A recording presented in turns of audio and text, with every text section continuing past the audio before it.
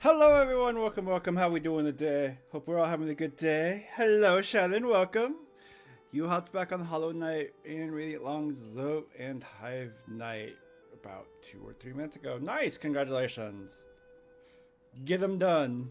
Wreck it. So thankfully we are not back with Sucker of Love, because I could not handle another fucking episode of that. That was a lot, you know? That was an experience I can't do ever again. Like, I immediately uninstalled that game. I don't regret it, but, you know, that's okay. Now we're gonna play with Colonel Sanders. Is it better? Is it worse? I don't know. Will I suffer the ultimate suffering? I don't know. I don't know, chat. I don't know. I don't even know if I'm ready for this.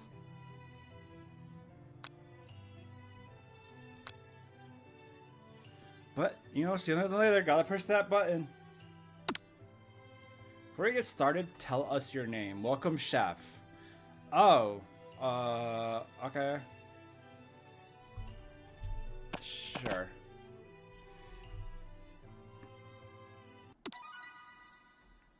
Those some biscuits and chicken. Let's go. You sleep softly as the morning sun casts a warm glow through the window of your modest student apartment.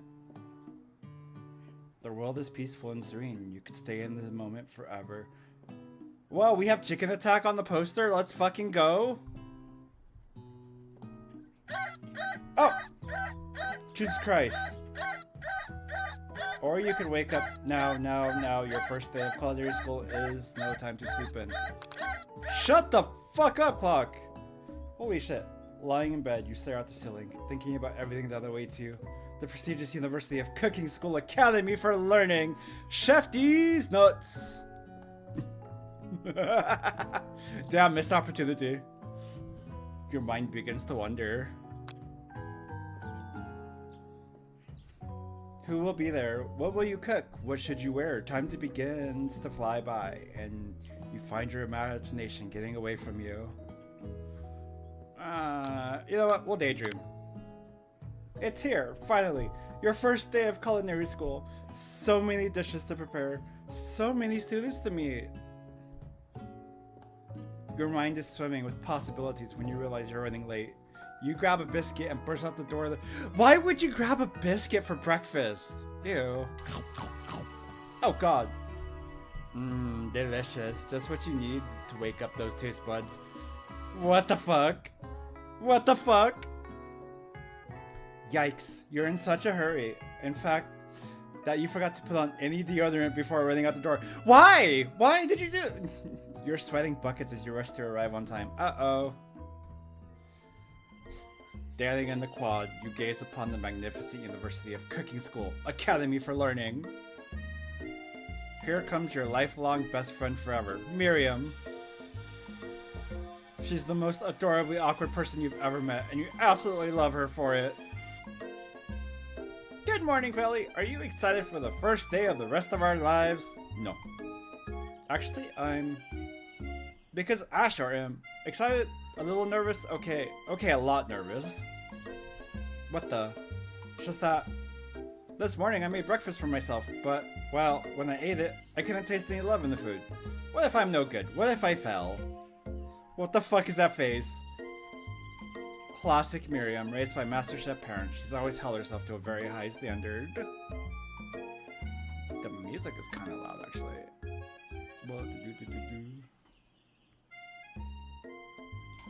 Ever since we were little babies playing together and you rescued me from that quicksand box, it's been clear to me that you're the most loving, caring person I know.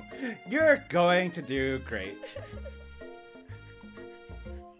But with University of Cooking School Academy for Learning's famous 3-day only semesters, I'm afraid of being left behind and never catching up. Sweet girl. Miriam has always had a flair for the dramatic. This summer, she got so nervous about her first kiss that she chipped a tooth practicing on the mannequin. The fuck?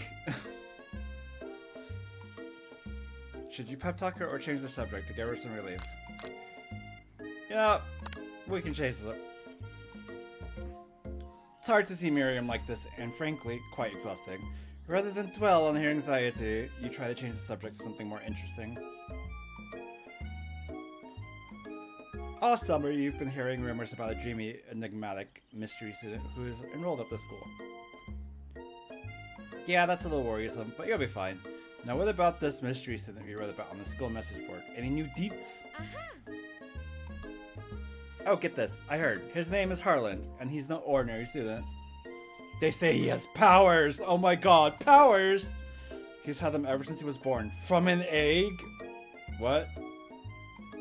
An egg? Like a chicken? Don't be ridiculous.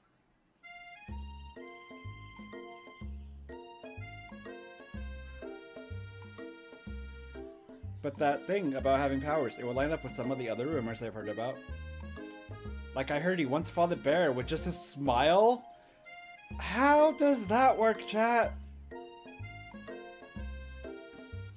You both sighed, thinking about a student so handsome that the laws of physics don't dare apply to him. Dreamy. Before you can get another word out, you're rudely interrupted when someone smacks your books and custom engraved measuring spoons out of your hands onto the ground. Hey! No, that's a fucking tragedy if I've seen one. Ashley, really? How? That is such a fucking stupid way to spell Ashley. Don't tell me the genius is Colonel Sanders, but from an egg. He might be. It might be. God, I hate that so bad. It's Ashley, your arch rival. She's totally evil, but you can't help but be filled with jealousy. She can get anything she wants and she knows it. Hello, Ashley. Oh, I didn't see you there. Chicken shins? You leave Felly shins alone. They are perfectly normal shins. The fuck? You can't stand Ashley. Even her name is annoying. You know for a fact that's actually Ashley, but she had to add extra letters to make herself feel better than everyone else. Okay, thank God they actually acknowledged it. Cause, bro. Tragedy. If anyone here knows what perfect shins look like, it's us. We're not going to let you or your really weird insults get to us. Across the quad, you see Ashley's best friend, Van the Man. Van the Man. What the fuck? Has stopped to look at his own reflection in the mirror. His pants are so tight, you can see him casually working out his glutes while he styles his hair. No lie, they're rocking glutes. Van. You rang. Oh my god. Oh my god, chat. What the fuck? What is this?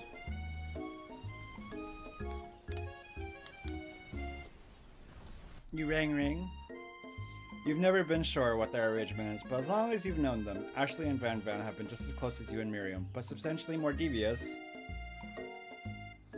Can't believe that University of Cooking School, Academy for Learning, would ever allow people like you to attend as students. I know, right? You think they just hand us our diplomas? Oh my fucking god. JoJo! Right?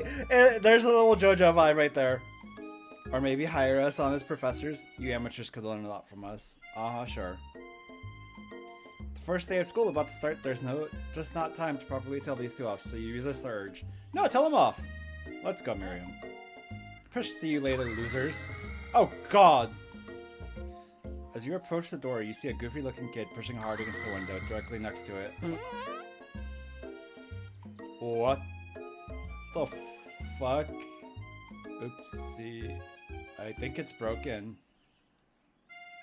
You reach forward and easily pull the door open.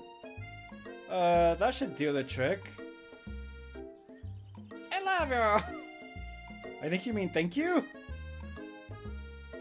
My name is Pop. I was named after my Pop. He's old. Oh my god. Okay. This writing is fucking cringe, dude.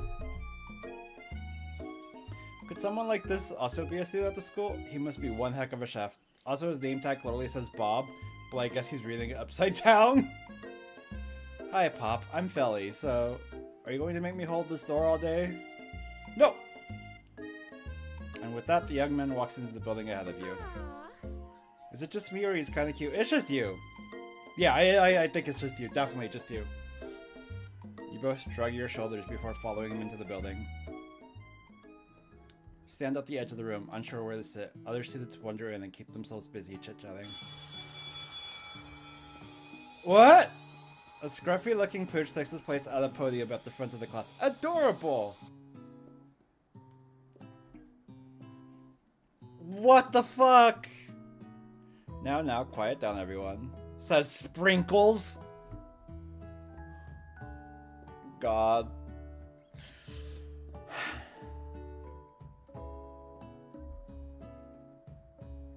Yep. Okay. Who is this unreasonably cute pup, and why is he in our culinary class? Yeah, I know, right? He's gonna get fur everywhere.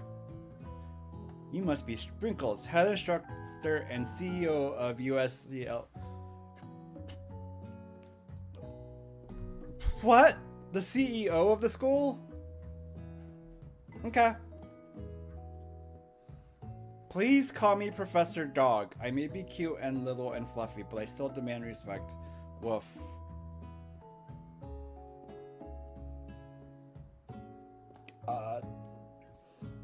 My head hurts. Bro, it's only been at it for 15 minutes and my head hurts. This is terrible. What? A cute dog is our professor? This is the best school ever. I guess only a dog's nose is capable of picking up all the nuances of fine dining. Out of nowhere, wind begins to rush around you as a swirl of cherry blossom petals fill the air inside the classroom. I'm chilly. Someone close the window.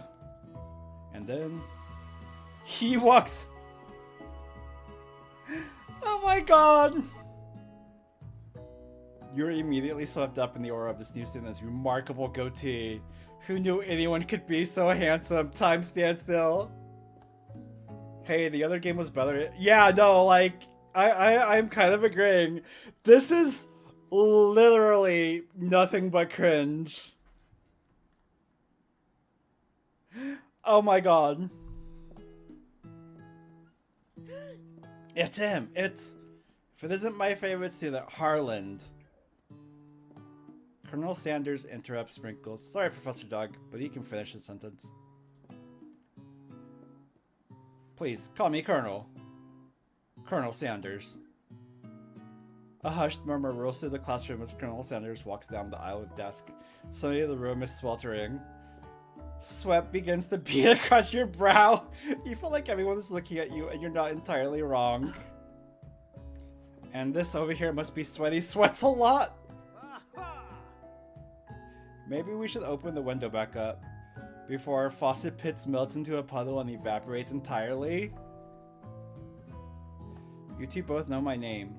We were in the same kindergarten class, and what is with all your really weird insults? No, I mean, okay. Colonel Sanders, beautiful angel that he is, stands before you smiling gently, his hand out. Fucking Christ almighty, dude. Boy, howdy, this classroom gets hotter than a Kentucky Friar. Please use my handkerchief. You freeze up, Colonel Sanders. You know what's worse is I don't even like KFC. Like, I don't like the chicken from KFC at all. So this is like extra like, oh my god. You freeze up. Colonel Sanders is talking to you. Wait, Colonel Sanders is talking to you. About how sweaty you look? You're completely mortified. This can't be your first interaction. What if he never forgets this moment? No, you creepy, bro. You feel horrified that your first interaction with Colonel Sanders is centered around the fact you're a sweaty mess. No thanks, this is actually on purpose. It's an old family secret to keep your skin soft and healthy. What fucking lie is that? You wave his hand away and quickly wipe your face with your apron instead. Professor Dog steps in to settle the class down and set some ground rules. Welcome to University of Cooking School, Academy for Learning, the greatest culinary academy in the world.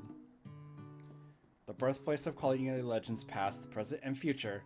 Many challenges await you. There will be tears, there will be blood, there might even be really adorable tiny food. Fucking...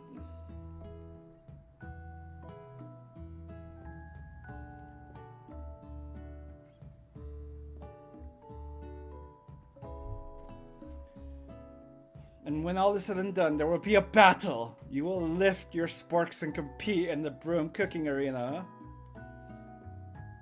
Just then, another student enters the classroom and interrupts the professor's rousing speech. The fuck is that phase? Hi guys, sorry I'm late. I hope everyone had a good summer. I really miss... Quiet! Late to class is bad enough, but interrupting my monologue? You're on the fast track out of here, young man. Are you sure you're even in the right place? Don't you recognize me? This is my 3rd year in the school with you as my teacher. Everyone stares at him blankly. Does no one remember me? You're expelled if you utter one more word before I finish. Damn. Let that be a lesson to you students that tardiness is unacceptable! Even Clank made it here on time, rolling halfway across town on his tiny wheels. You turn to see the student Sprinkles is referencing, who appears to be some sort of industrial kitchen The fuck? Okay.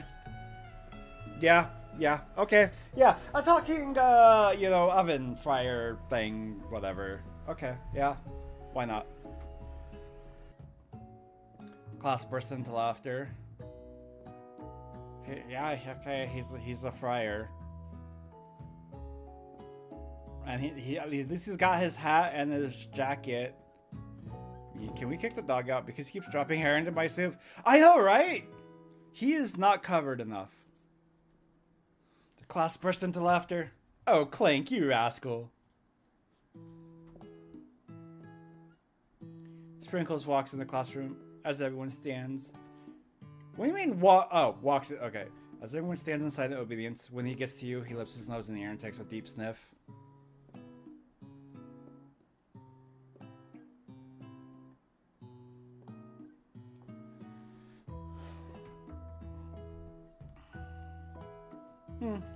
Your diet is lacking.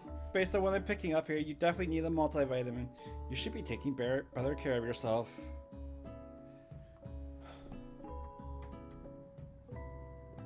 You've never had a talking dog as a teacher before, but Sprinkle's reputation for being smart but tough is well known.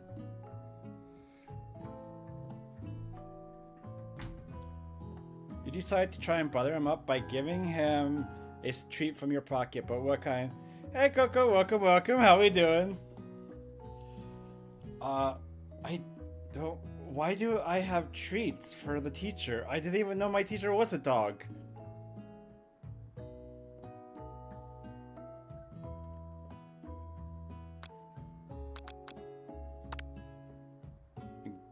You reach beneath your apron and return with a small bit of beef jerky in your hand. Sprinkle's eyes go wide as he locks onto it. Beef? Are you trying to give me a heart attack? I would never eat that. You clearly do not belong here. Please remove your apron and remove yourself from this class and the school. It seems you reached the end of the line, Chef. The proverbial game over.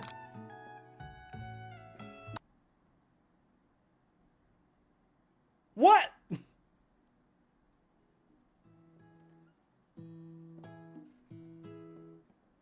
Stand at the edge of the room, unsure where to sit. Other students wander around and keep themselves busy chit-chatting.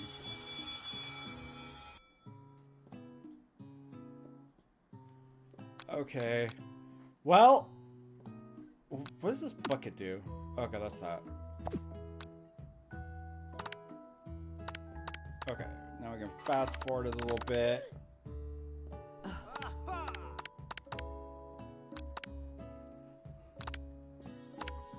Who doesn't fucking like beef? I mean, I know it's a game about chicken, but come on.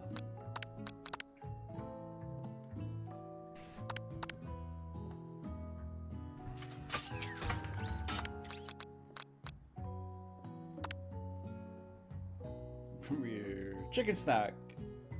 His favorite. Chicken is the most common dog allergy, so it really is. Really? I actually did not know that.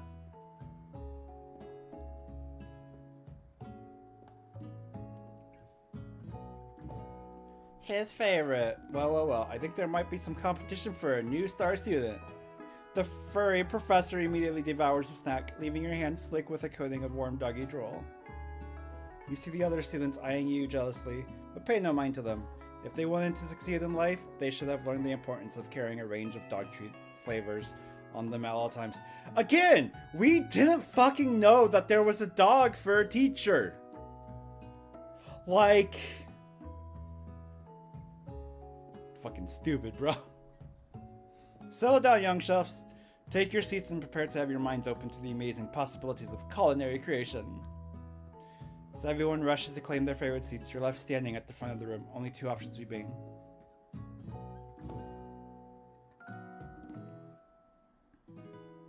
Little beef is too? I also did not know that. I mean, the only, like, thing I know not to feed animals, really, is chocolate. And, you know, things not designed for them. And dairy. True. Does that mean I'm a pet? Because I can't have dairy. The only thing you learned while working at the pet store? Gotcha. Alright. Hey, Felly, there's still a seat here. Seems that no one has claimed the seat next to me. If you're interested. Yeah, no.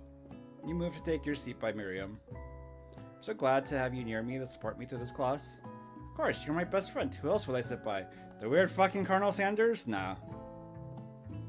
Colonel Sanders, he has such a magnetic personality, and there's a seat open right next to him. If you had sat there, you might have gotten to know him a little better. Bow chicka bow wow! I never sacrifice our friendship. Besides, I'm sure I'll get a chance to talk to him later in the semester. I've got 3 whole days. That's a lifetime! So you say, but now that Miriam mentions it, that Colonel Sanders is so darn dreamy. Oh my god! As soon as you've settled into your seat, the professor makes an announcement. Think fast, it's time for a pop quiz! Yay! A quiz about me! A fucking pop. This incredibly important and surprisingly short quiz will tell me if you're ready for life at culinary school. Keep your knife sharp and your focus sharper. Here comes question number 1. I don't know what to work on first, Felly. Fixing your builds, raising your intro, smelling the weapons. Raising your rank. Smelting the weapons, not smelling the weapons. Ha ha ha ha ha. I mean, you should definitely work on fixing your build so you can do harder content.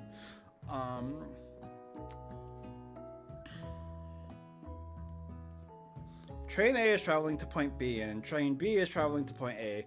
How important is it to wash your hands before cooking? What? Yeah, but raising your rank's just natural. That just comes from playing the game. I mean, that's extremely... Looking at you, Pop. That's right. Forest is to tree as chicken is to night vision goggles. A feather. What is the most efficient eating utensil ever created? Spork. What food is best for a broken heart? A pancake that looks like a silly face. That's wrong. Is Sprinkles a good boy?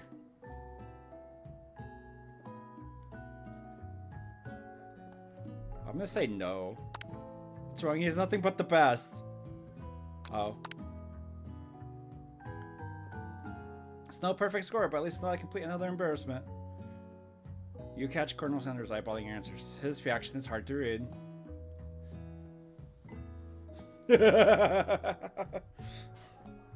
He's too picky. May I have your attention, students? I have an important announcement to make. Time for lunch. Okay. Wow, the cafeteria is as nice as any restaurant you've ever eaten at. It makes sense that a school dedicated to cooking would also be serious about eating. A delicious fragrance wafts through the room and tickles the end of your nose. Your mouth waters. Do you smell that? That must be our lunch. It smells crazy good. Everyone, can I have your attention? Is it about lunch? No, I just wanted to apologize for my tardiness, you see. I don't give a shit about your fucking tardiness, bro. Like, game over. Then there's upgrading the skills, so yeah. Get her done, Coco. Howdy, folks. I'd like to make an announcement. Honestly, you shouldn't matter if you're in the cooking school. It really shouldn't matter as long as it works. True. Hey, I was. It's about lunch. Everyone cheers. But shh.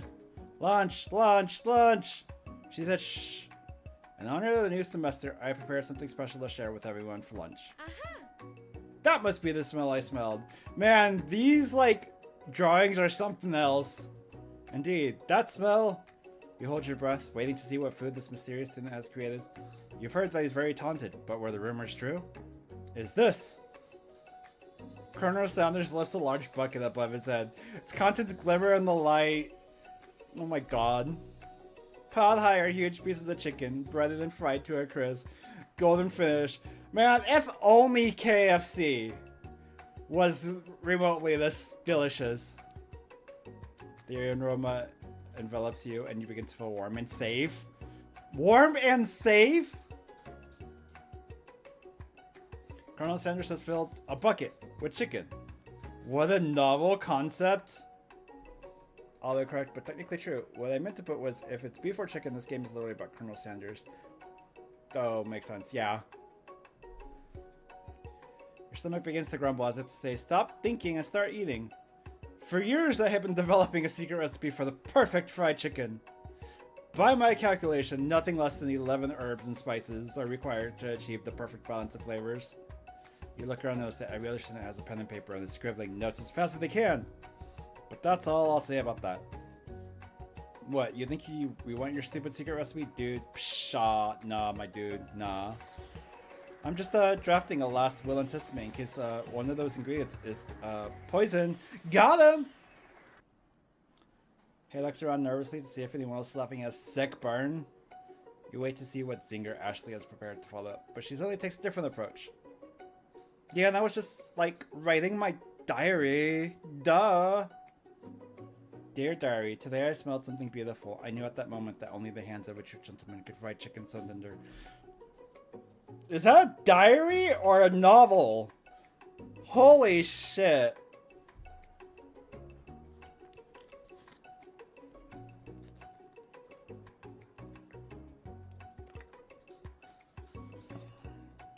You see her body language changes from bitter and evil to sweet and innocent as she slides closer to Colonel Sanders. She realizes that he is destined for greatness and fame with cooking skills like this. She wants him all to herself. Yeah, you can have him. Oh, please. Well, Van, the man, if you don't want any, I'll take his. Whoa, hold on. I mean, I guess I'll try it.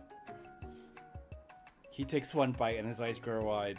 He starts contorting his face as he tries to hold his pure exhilaration and act unimpressed. Easy now. There's enough for everyone. Please, my fellow classmates, dig in. You take one of the pieces of fried chicken out of this bucket and sink your teeth in. It's amazing! Tasting Colonel Sanders' food transports you to another dimension. What? What? Hold up.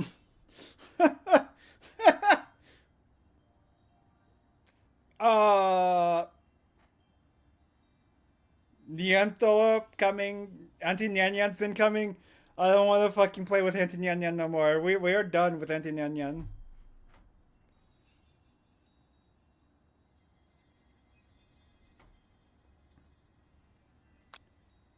Say, alone with your taste buds gripping to a drumstick in your hand, you float weightlessly. Savor the moment and everything in it that tells you Colonel Sanders' culinary heart. Swim towards the light. Let's go. Somewhere up ahead, a bright light beckons you. The flavors are so intense you become wrapped up in them.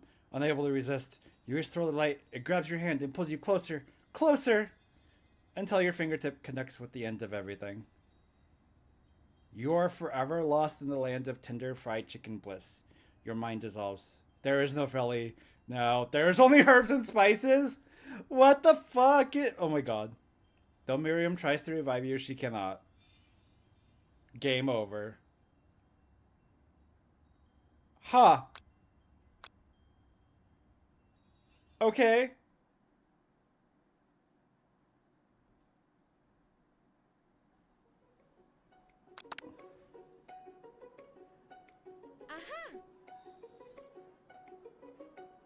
Okay, so don't go into the light, clearly.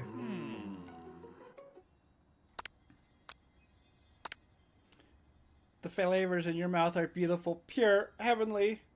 What a guy! What the fuck? Alone with the flavors, you feel something that can only be described as love. For a man, for a flavor, are they the same? No. After tasting his food, you try to get some one-on-one time with Colonel Sanders. Colonel Sanders looks you up and down as you approach. It's impossible to read his mood, but you press on anyways. Colonel, I wondered if I could talk to you for a second. Colonel Sanders said silently. You suppose he didn't say no, so you press forward. What exactly was on that chicken? Haha, how bold to come out and ask. Where the fuck did the staff come from? It's an idea I had for a new combination of flavors that will make me my fortune and establish my legacy for all time as I open a chain of highly successful fried chicken restaurants. No big deal. Yeah, no big deal. It's just you and me here talking. I can keep a secret. In fact, I've got some of my own that I'd be willing to trade. What's the rush? The semester is only getting started. We've got 2 more whole days to get to know each other. He's clearly not going to give it up easily, but it doesn't hurt to be persistent. You know what they say about secrets, Colonel. Shouldn't learning be fun? Aww. You've got moxie. I'll give you that. Colonel Sanders looks both ways to make sure you're truly alone, then leans in. You can feel his warm breath as he whispers. Just one ingredient, but you can't tell. I use blank? It's something my great-grandmother taught me. Man. So important it got censored. Censored? Wow! You never have guessed that. In fact, you're not even sure where you'd get some if you searched. While you're wrapped up in that huge revelation, you notice that Colonel Sanders has disappeared. While everyone else is still in the cafeteria, you decide to look for him.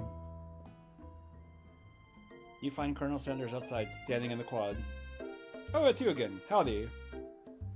Sometimes I like to come outside and look at the school buildings. I think about how my story will continue on after I've graduated.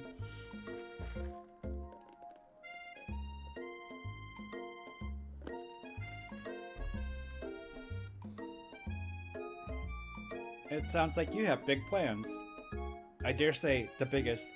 I will leave my mark on this world. You can bet on that.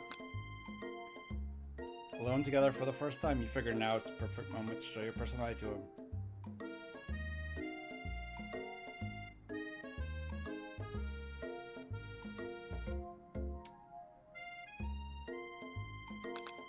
Let's wow him with the big idea. You know about that? I was thinking about your secret recipe. I don't doubt it. It has a way of leaving an impression on all who taste it. You decide to show him that you also know a thing or two about blowing minds with new flavors. I actually had some thoughts on how you can improve it. Improve it? If you want to change my secret recipe and you think you can do better? Have you ever heard of habanero peppers? Heard of them? I tend an entire garden of chili pepper varieties. Habanero, poblano, cayenne. But that's not the point. You can't just toss new ingredients into my secret recipe and expect to improve it. A recipe is about balance. It involves careful consideration and refinement. I didn't mean to. Let this be the last time you improve on my recipes, Felly. I'm headed back to class for the next lesson. That certainly didn't go as planned. Ha! I disappointed him, yay. You'd better head back inside, but you wait a moment so that Colonel Sanders doesn't think you're desperately chasing after him. Or not. Oh shit! I know this kitchen! Isn't this the one from,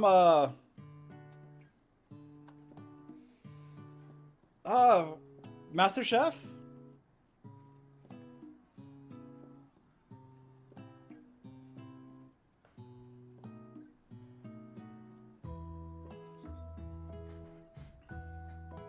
Step into the massive cooking arena where the afternoon lesson will take place.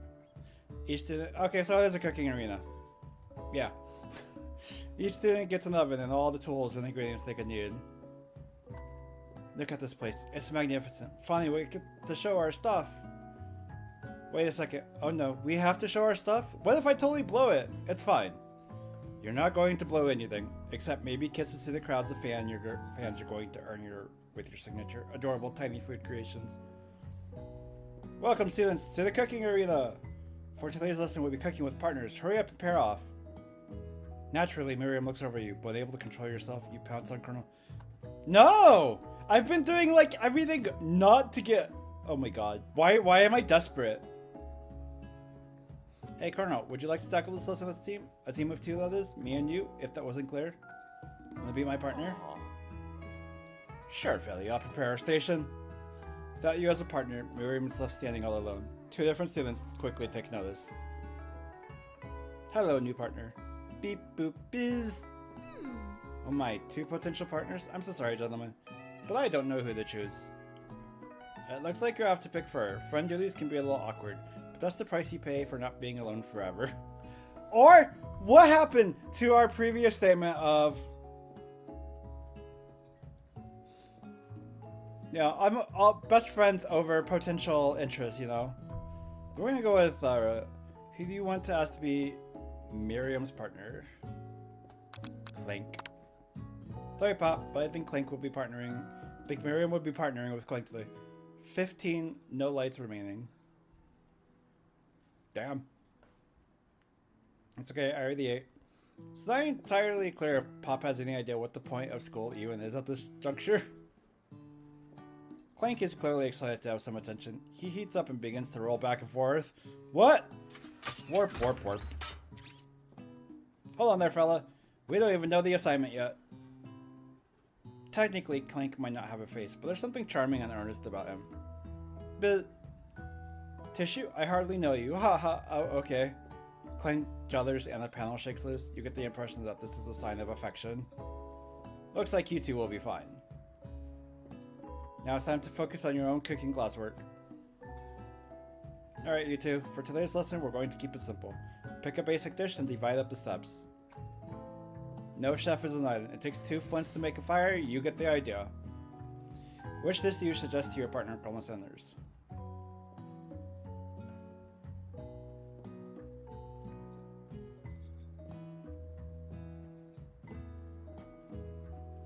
I like seafood.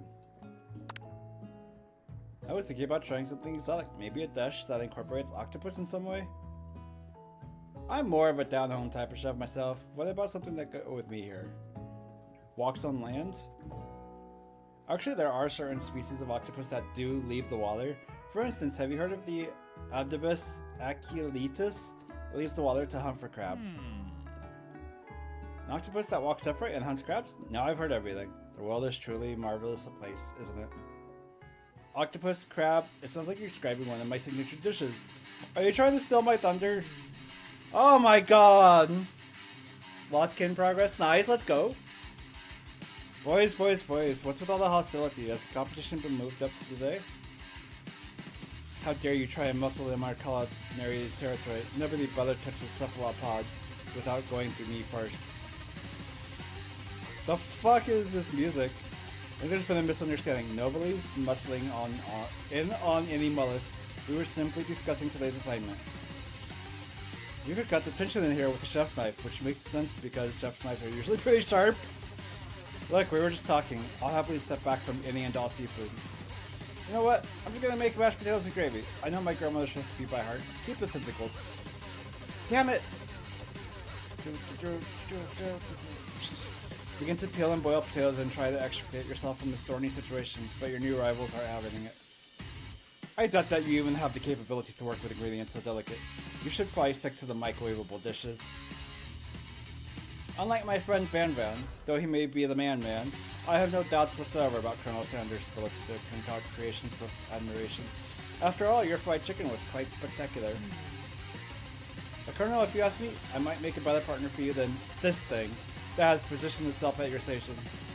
Don't you feel, deep down, that we cast complementary shadows? We fit together like a thigh and a drumstick. It just makes sense. Nothing about this makes any sense. But one thing is clear, she's coming for Colonel if you don't watch out. And if Felly and Van Van are both so inclined to the sea, perhaps they should go there together. Actually, are you suggesting I share the secrets of my special saltwater sauce with this novice? I'm disappointed in all of you. Actually, it's really going at you hard. You need to ask for some backup here before things get ugly.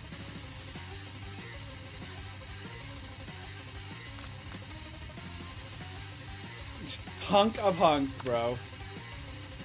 Turn to Miriam. As soon as you find her, she senses it and looks back. This girl's friend in need radar is second to none. She immediately comes running over. Is somebody threatening my friends? I will destroy them! I actually think that Ashley and Van Man were just leaving you in the dust. Rizavaza. My skills as a chef, perhaps, but stepping from this competition, you are sorely mistaken. Here I am, you're a loyal friend, but Felly is my partner for today's activities. You look for Sprinkles in hopes that he might slip in, but he's nowhere to be found. Darn those cute corgis and their short but sturdy statures. Look down at your station and realize that inattention at the moment, your hands have been cooking on autopilot. What? Distracted by the drama, you've already crushed the boiled potatoes into a perfectly creamy mashed texture with plenty of butter and cream for flavor. It's as if your natural passion guided you through the steps you all know so well while your attention was elsewhere. I know just what to do. Colonel Sanders extends his hand. He's holding a beautiful white porcelain gravy boat, out of which pours a smooth brown gravy, smothering your nearly finished potato dish. Gravy flows down the mound of mashed potatoes. The results look spectacular. Granny would be very proud. Jesus Christ.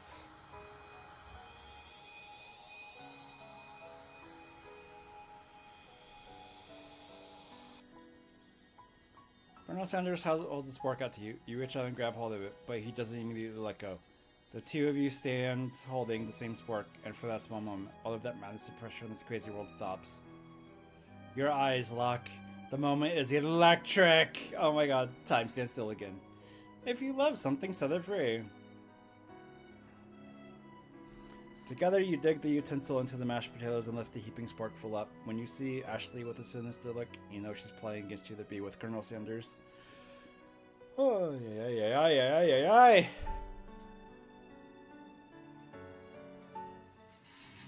A man filled with rage and without thinking, you fling the spork full of mashed potatoes right into Ashley's stupid view. Why? Why? What the fuck is wrong with us? Van, do something, do something! Scooping up a fingerful, Van tastes the dripping mashed potatoes and gravy and realizes that it's delicious. Horrified by this revelation, he slinks away. Will he ever be able to cook something with so much love and integrity? Hold on right there, Felly. We do not waste food in the broom cooking arena. Colonel Sanders, I expect better from you. If you throw one more spoonful, you'd both better be prepared to eat it from wherever it lands. Can I have potatoes face? What? Van rushes back over, a covered dish in his hand. Mashed potatoes with gravy? Pathetic. What is? He's serving it on an axe? I prepared a full meal, gaze upon my specialty, braised tentacle of octopus, and my silky saltwater sauce, plated on the battle axe blade forged by my supreme chef ancestors. Okay. You've ignored me for too long. That ends now. It is I who will have first bite, and you will all look on with envy. The interrupting student rushes at Van and swipes the bite of his signature dish right off the plate. No, don't! Something about this dish doesn't strike my nose quite right. I think the octopus was rushed. I may have turned in the process. The results could be toxic. Holy shit, dude.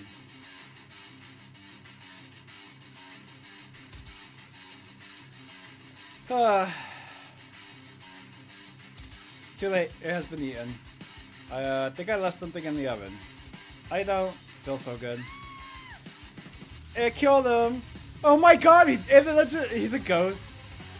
Chef of war, no shit. Everyone step back. Don't take another bite. When you look back at the plate, the rest of it is gone. You notice the tip of the tentacle being slipped up in Pop's mouth. Pop winces in pain for just a moment, then is almost immediately back to his oblivious self. Oopsie. Tastes like poison? What? The entire class is gathered to watch Pop's final moment. Shock has frozen the whole crowd. They are as motionless as statues. The class bell rings, disrupting the moment and snapping everyone back to reality. It would appear that Pop's enthusiasm for trying new things, despite obvious danger, has inoculated him against poisons of all kinds. I'm not sure the professors here make enough money. Damn.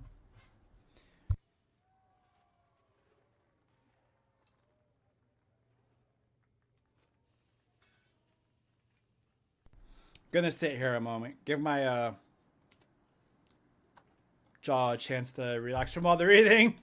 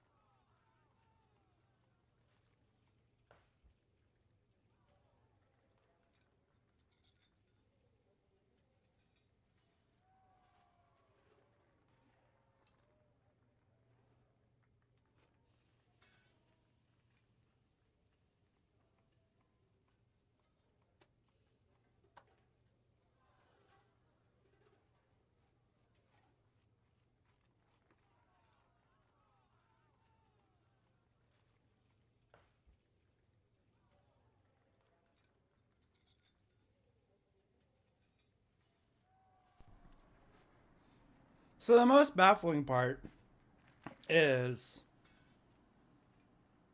how you know someone dies and class continues. What the fuck? Hey sniper, welcome, welcome. How we doing? Happy Halloween. Yeah, no, this kid legit died from food poisoning. It's pretty funny. We love Halloween. Ghost of student. Hello. I just turned into a ghost over here. Saying that you're shaken up by that really annoying student and all his nonsense, Colonel Sanders approaches you. I'm sorry you had to go through that. Please let me walk you home. What? Like, for real? Oh, come on. You follow Colonel Sanders out of the room. At night, the school building has taken on another vibe entirely. It's dark and more than a little spooky. No, it's fine.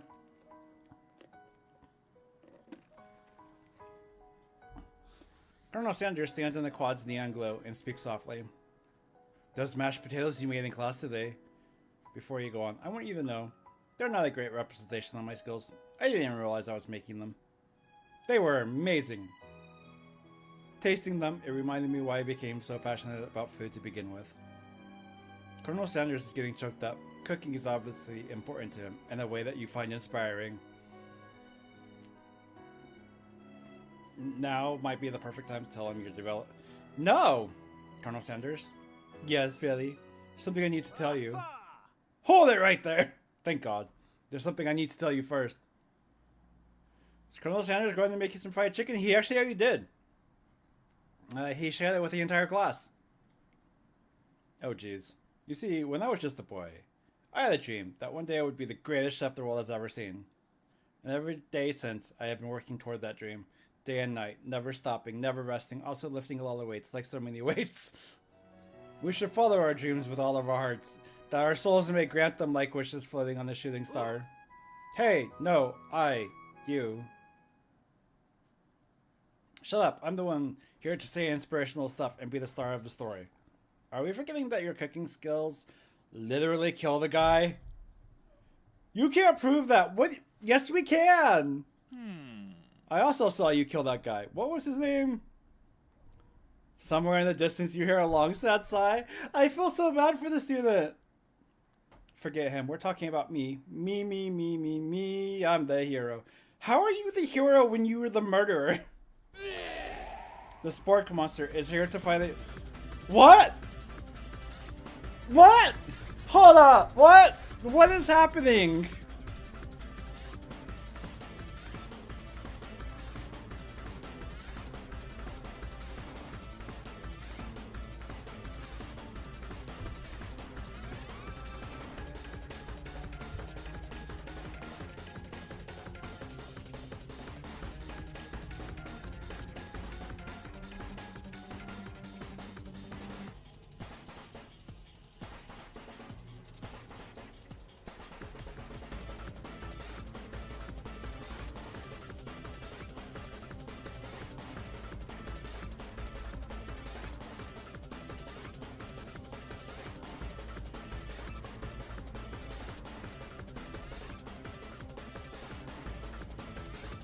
Don't worry, it's just the guy in the really oversized costume. Let's find out. I think I left the fridge door open. Later, nerds. We will not let harm come to another student, except for that ghost kid. I kind of dropped the ball on that. Be afraid, be very afraid of me, because I'm a monster, see? As he's right, rhyming on purpose, or is that just coincidence? But before you can discuss syntax any further, it's a turn-based fight sequence? What will you do? What? What the fuck? Decide to go on the attack. Stack will use. Okay. Cook with love does 1 damage. It just got real. That attack really upset Spork Monster. Hey. Spork Monster goes on the attack. They spit hot gravy at you. Okay, so it's not just the costume. You take 1 damage.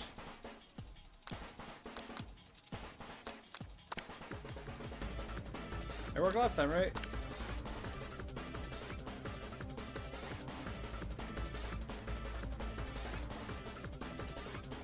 Spork Monster won't forget this. Spork Monster is really feeling threatened by your attack. Spork Monster focuses their mashed mind and draws in energy from Mother Earth. What the fuck is he doing? The Spirit Bomb? They grow larger and more intimidating. How will you respond?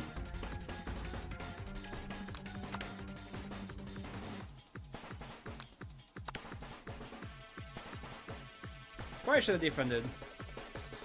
At this rate, the semester will probably be over before this fight is. Spork Monster is no quitter. Buffed up and ready to rumble, they go on the attack once again.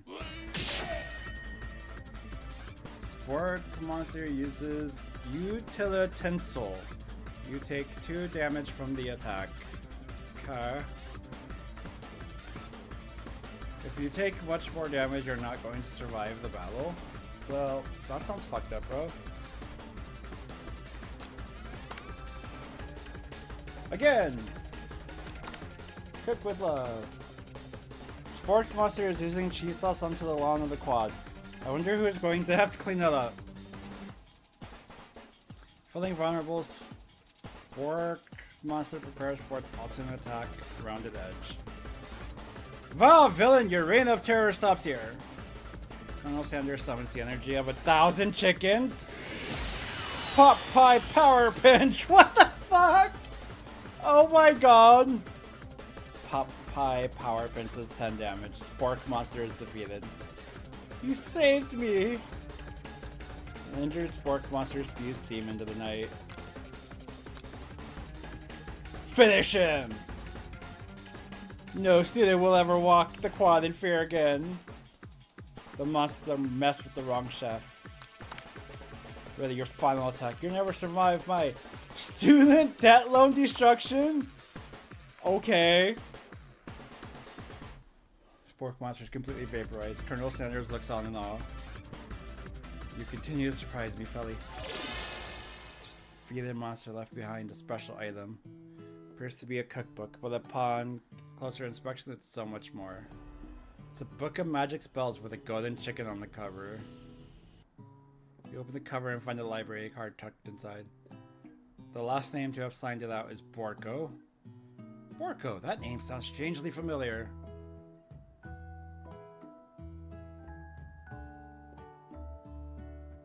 Your blood is pumping as you stand in the quiet of the night, holding the mysterious book in your hands. As you come down from your battle buzz, you realize that your final attack has left you completely depleted.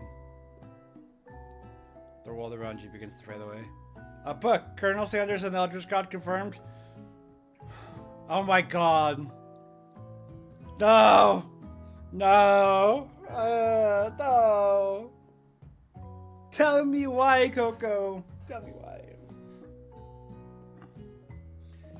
Without any energy to keep your eyes open, darkness overtakes you. The image of Colonel Sanders flashes before your eyes as you fall asleep.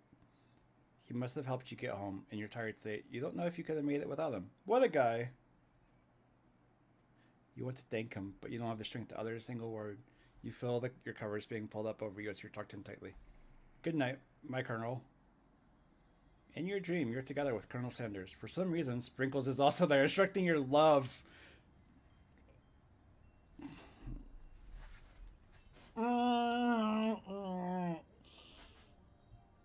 No. No. No.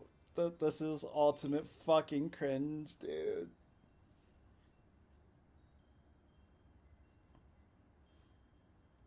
The Colonel Sanders campaign D&D. I'm sure that already exists. Someone has to have made one already. Because there's actually a movie. A Lifetime love movie with Colonel Sanders.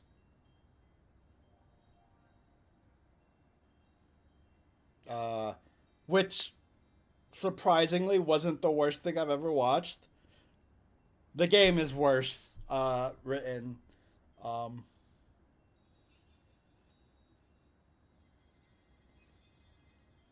Damn. Dreams are weird. What the fuck? You awake on day 2 and attempt to process the wild visions you had. Were they memories or premonitions? Then there was that secret ingredient that Colonel Sanders went ahead and told you outright. Not much of a secret, huh? Probably just because he trusts you so much. I don't know why, because I've been doing everything in my power to reject them. Sure, that makes sense. We'll go with that. You meet up with your bestie in front of the school. Before you can tell her about the encounter with the Spork monster, she launches into a story of her own. Okay, I know this might sound a little strange, but I think I might be like Clank. What?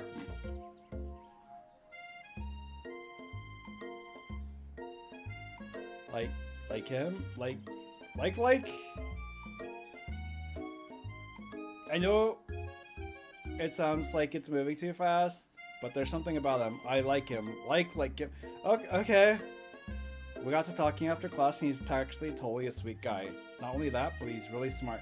He told me all kinds of stories about Colonel Sanders.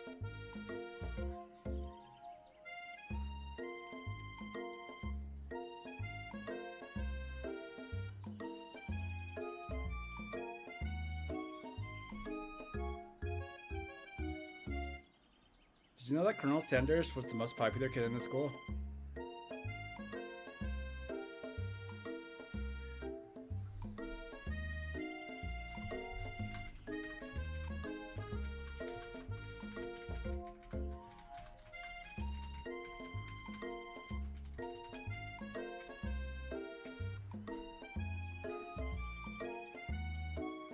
No, but that doesn't make complete sense.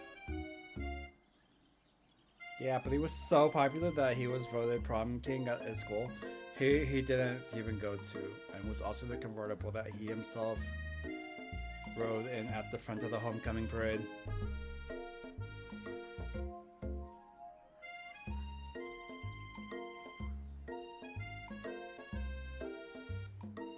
She wants to clank him. Yeah, she does.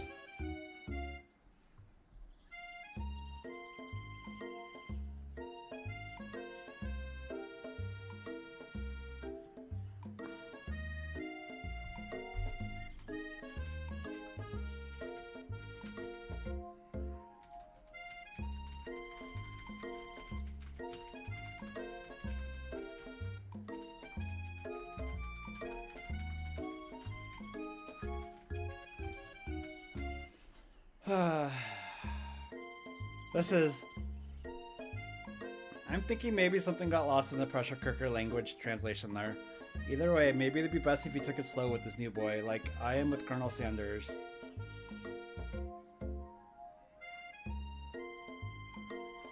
You and Colonel Sanders, the coolest guy in school, the most famous student to ever attend the university? You're a thing now? No! We definitely connected yesterday. Sure you did. You're great. Why wouldn't he be into you, I guess? Laughing at the implication that you and Colonel Sanders might be a thing is definitely not cool. You are great. You have an idea about how to prove that your love is real. Well, if he's not into me, why did he tell me one of his secret ingredients? Your bestie's eyes light up. A secret ingredient? Yeah, I just said that. A secret ingredient? Is there a dramatic echo in here? Miriam checks to make sure you're alone before continuing. So this summer, while I was on vacation with my family, a lovely man approached me in the botanical gardens while I was rendering. This can't be good. He told me all about his passion for spices, secret spices. The man even gave me some to show me what he meant. He said it was a powder created from super duper rare dried flower petals. That if I did him a big favor, I could have some of my own. Please, Miriam, don't tell me. So I filled my suitcase with them and brought them home. He was so nice, he even met me at the gate when I arrived. Later, when I cooked with them, a very strange feeling came over me, and the flavor was unlike anything I'd ever tasted. I think you're being very liberal with the meaning of spices here. Whatever. Anyhow, we both share an interest in cooking, so we've stayed in touch, you know? Like pen pals. I bet he would love to know more about new spices. Well, I'm definitely not supposed to share Colonel Sanders' secret recipe, and besides, I only know the one ingredient, so I doubt it'd be much use to anyone. Please, please, please, it would mean the world to me. No one has to know it came from you or Colonel Sanders. What do you think? Should you protect the secret or share it? Share it! Okay, I'll tell you, but it has to stay secret. You know, we're gonna cause trouble here. Miriam nods furiously. Telling me that uses blank. Never would have guessed that, would you? Her eyes light up, imagining such a thing, and you figure that you've satisfied her curiosity and she'll move on. However, she immediately turns around and does some dumb typing on her phone that you can't quite see. That's probably not good. Before you can ask her to confirm that she was definitely not texting secrets to other people, you're interrupted. A wind rushes in, cherry blossom petals through the air. It's Colonel Sanders on the fucking horse! He's arriving at school.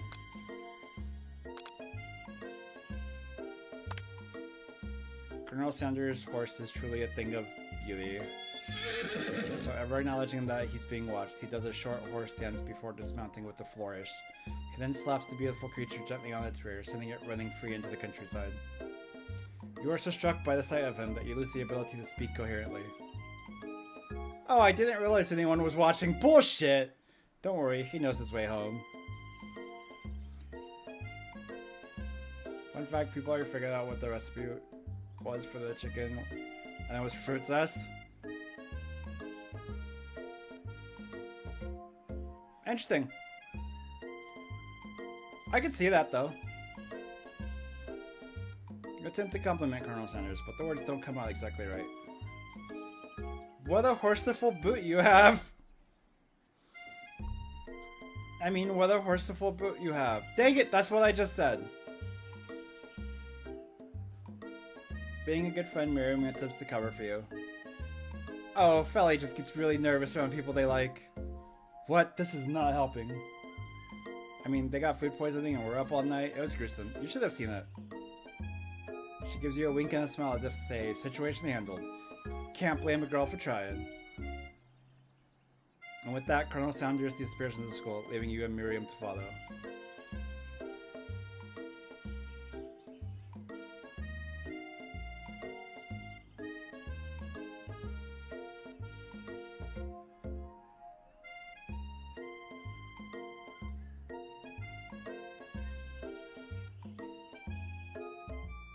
When you enter classroom, you can see your two rivals, Ashley and Van, are doing something bad. By the way, they're hiding. You must know it'd be really bad. Like counterfeiting a recipe's bad, experimenting with restricted ingredients bad, summoning a demon bad. That's a quite de-escalation there. You try and get a peek over Van's hulking shoulder, but he sees you coming.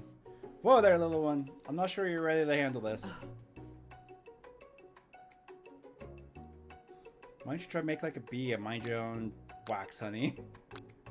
I'm not interested.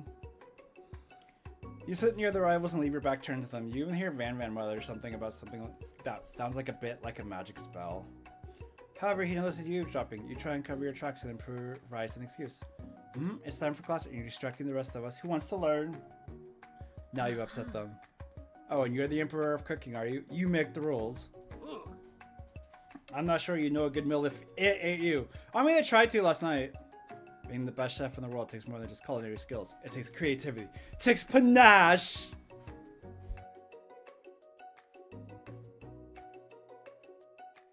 And it doesn't hurt to use a little evil? Wait, are they the reason the fucking mashed potatoes tried to kill me? You finally get a good look at what they were hiding and you instantly recognize it. It's a book, like the one you found after your encounter with the spork monster. That's the same book I found last night in the quad. Ashley immediately elbows Van, who hides the book behind his back. I don't know what you're talking about. That book is a family heirloom and its contents are secret. You notice that they haven't been studying the book. They've got Pop pinned to the wall, and that they're tossing potato skins at him as he tries to catch them in his mouth. Huh. What? What is this? We're playing, hee hee. Before you can dig in any further, you're interrupted by the arrival of more students. It's almost time for class. Beep beep.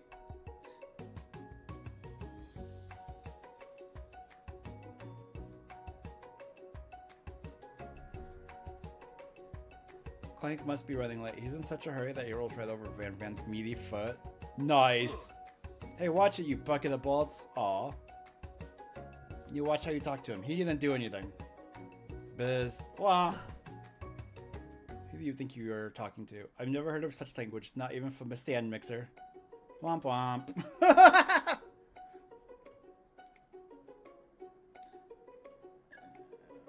figured out seasonings. Figured out the last ingredient.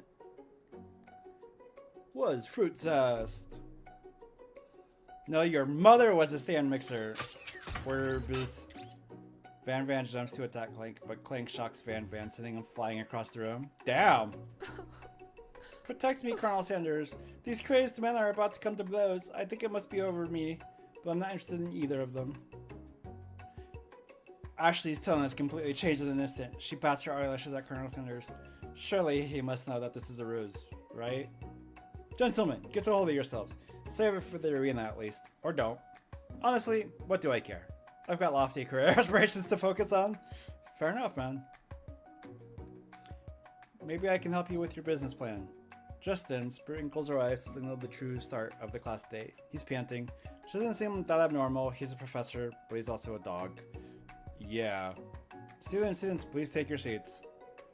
I apologize for my late arrival. I spent the morning chasing a car all around town, and my tiny legs are very, very tired. Oh my god. But I'm here now, and I hope you're ready to learn.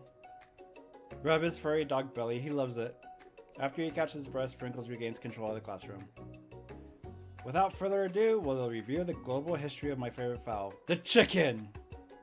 You want to pay attention to the lesson, surely you do. It's why in 1776, at the signing of the Declaration of Independence, it was a chicken who first signed their... What? What?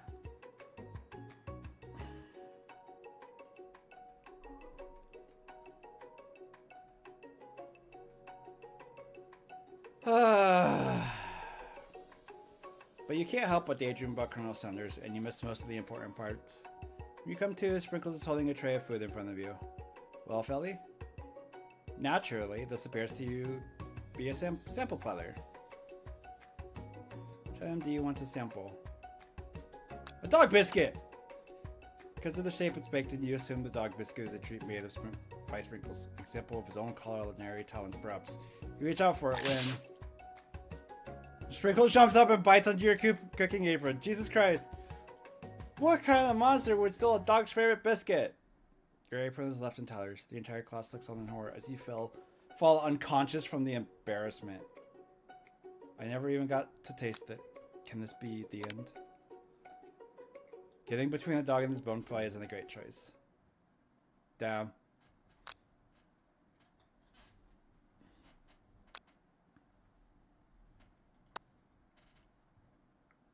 Why wasn't it an option?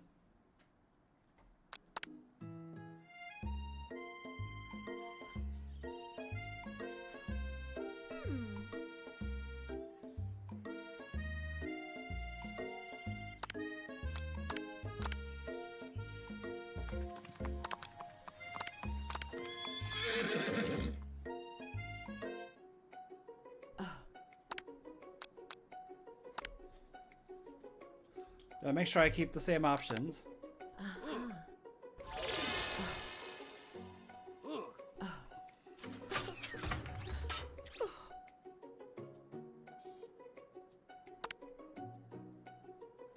A glass of water. Let's get hydrated. You grab the glass of water and gulp it down. It's cool and crisp, like the purest snow melted by a mountain spring. Hey, that was mine. It was from my Oh my god!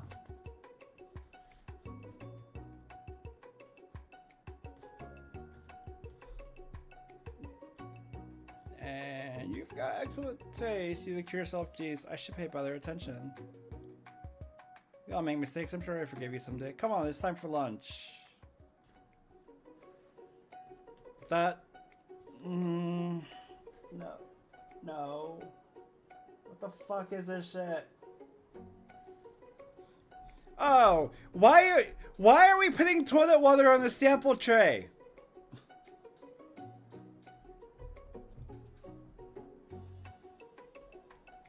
Also, why does the toilet water cost $6?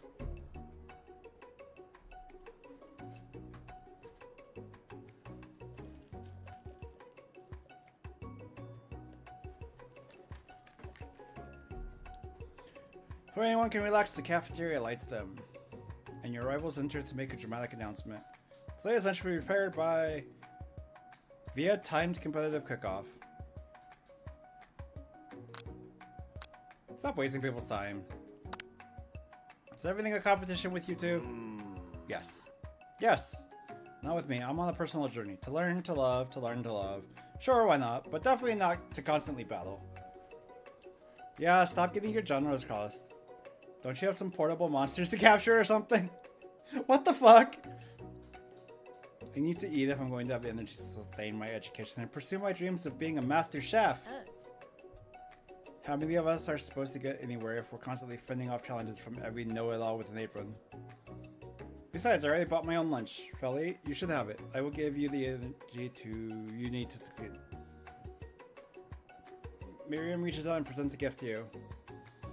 My special grilled cheese and tomato soup with chocolate milk to wash it down, and a tartlet for dessert. Hey, Stan, welcome, welcome. How we doing? That girl is definitely based on that one goofy girl from Kill la Kill. Yes! I can actually see that. This is lovely. It takes you about 5 seconds to eat Miriam's tiny food. But it's just what you needed for motivation.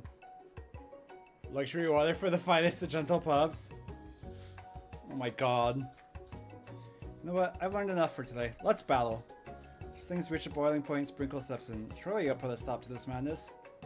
Now, students, please settle down. This is a lunchroom, not a sporting court. Finally, a little sense, you breathe a sigh of relief. At least not until we turn on the timer! Oh, just a huge light blast you in the face, flashing the words, timer ready. That's what I'm talking about. Arrgh! I stand corrected. It's a battle you want, it's a battle you'll get. My bestie can beat us, the best of them. Your fave game, Portamon? Who doesn't love a good Portamon?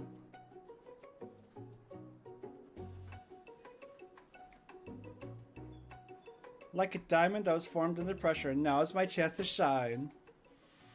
I will defeat you myself. You had this chicken and you made mashed potatoes and gravy on day one, and you're feeling like you could really impress and begin here. Hey BT, welcome, welcome. How we doing? Shannon, get away before it's too late. What are you? Shannon's been here since the start. Time to boil some water for the potato. Think fast, if the timer runs down, you'd be forced to pick randomly.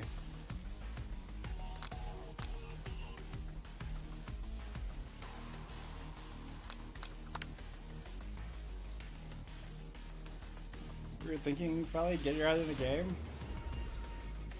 You're going to need to season this chicken before you can cook it. You don't know Colonel Sanders' recipe exactly, but you have an idea.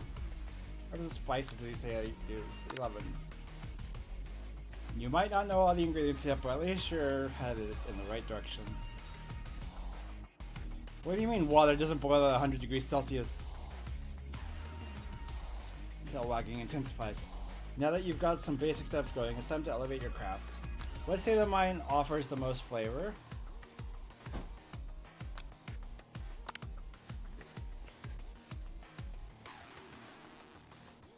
That's right, you must never take this opportunity for granted if you hope to succeed. Hey, Stun! Nice of you to catch up.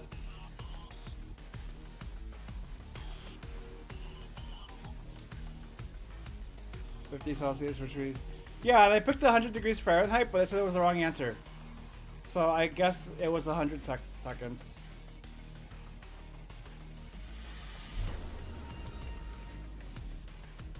Your classmates are rooting for you, but Ashley is simply stronger and faster than you. You better pick up the pace if you want to survive. When you were a child, your father told you to never forget where you came from. Every day, you meditate on this device and draw energy from that place. Now would be a great time to honest. So where does it come from? A small town? Question mark? What the fuck? What are these questions? What are these answers? Wrong. This is a horrible time to start reading important things. Next question. Try to shut out the noise of the arena and focus on your cooking.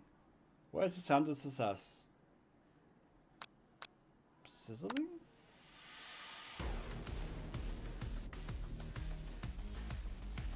What's wrong? Hey, Toe! Is this the end? Yep. Okay. Fuck this game's having weird ass answers for shit.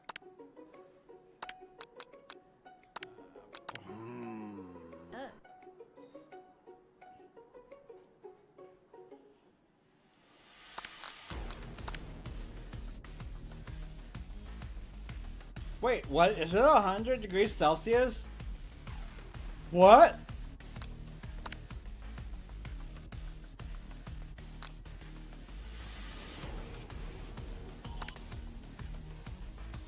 Yeah, I'm a dog. That's...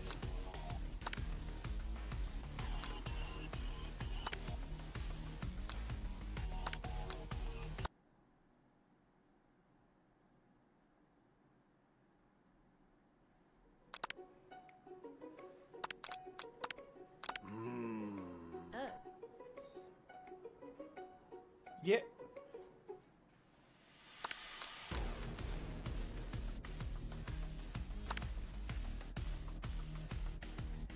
That doesn't make any sense. Water boils far before 100 degrees Celsius. 100 degrees Celsius is fucking insane. If he could pronounce Worcestershire, then he is an Eldritch God. I cannot. When there gets to rub my furry belly, let that enticing offer motivate you. Just like the, and it is a, huh.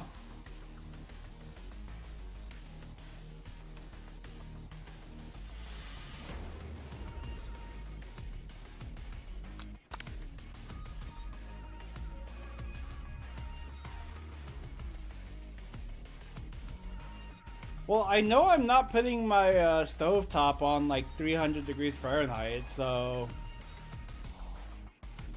Huh.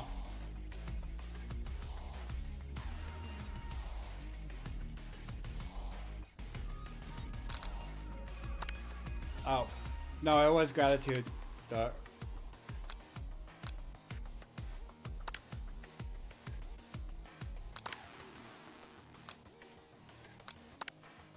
Bubbling.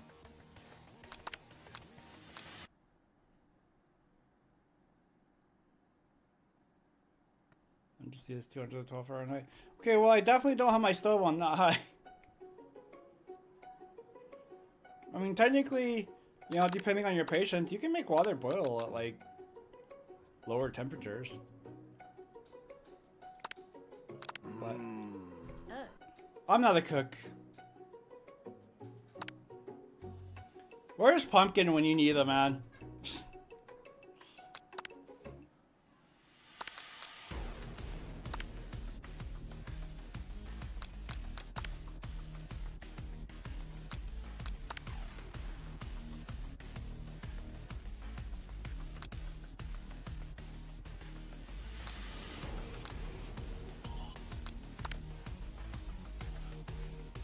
You were thinking the same?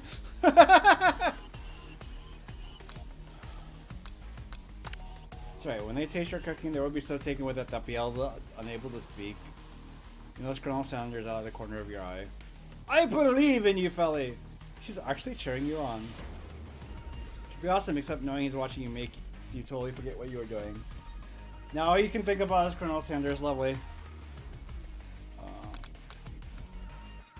What were you thinking? That was so fucking unfair.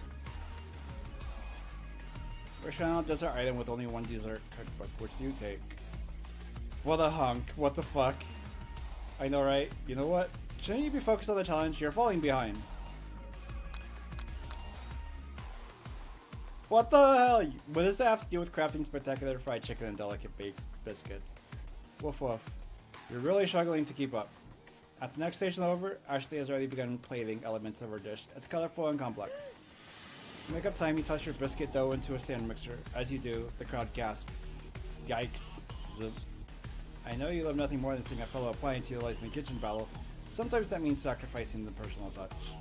Where you might not have any hands, but Felly does, and a good chef needs to be touching the dough to know when it's properly mixed.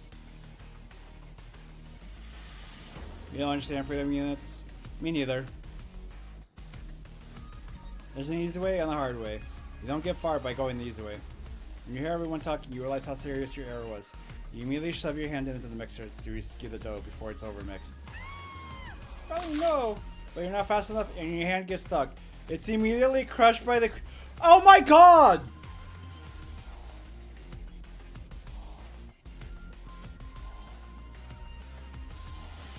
There's no way you'll be able to use that hand for the rest of the match.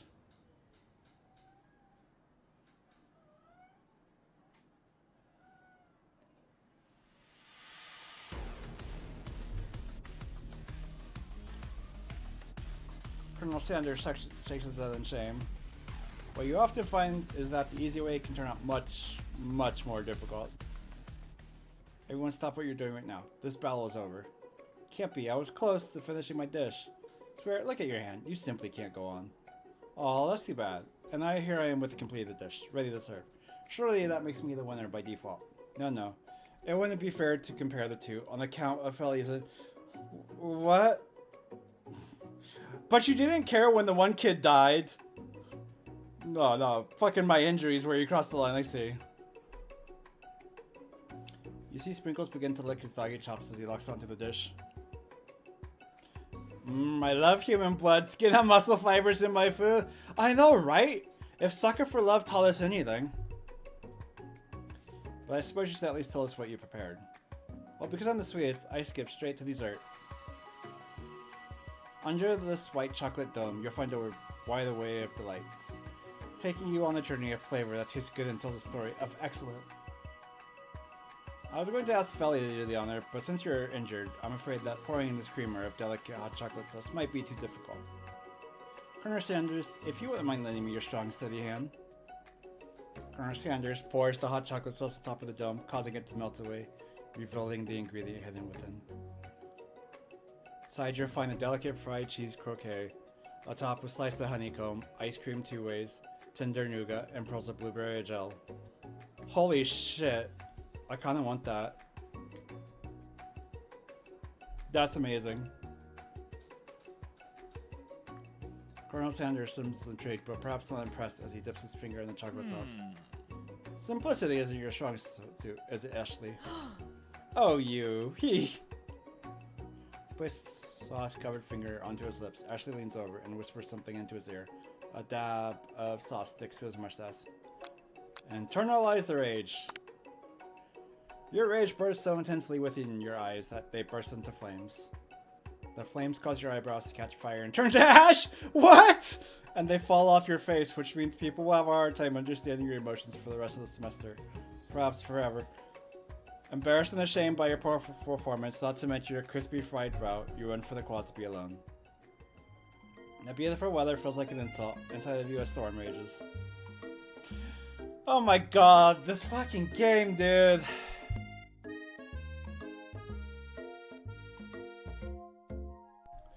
Colonel Sanders, he's probably here to tell you that he and Ashley are in love and have decided to get married. Jesus Christ. This is such a cartoon. No kidding.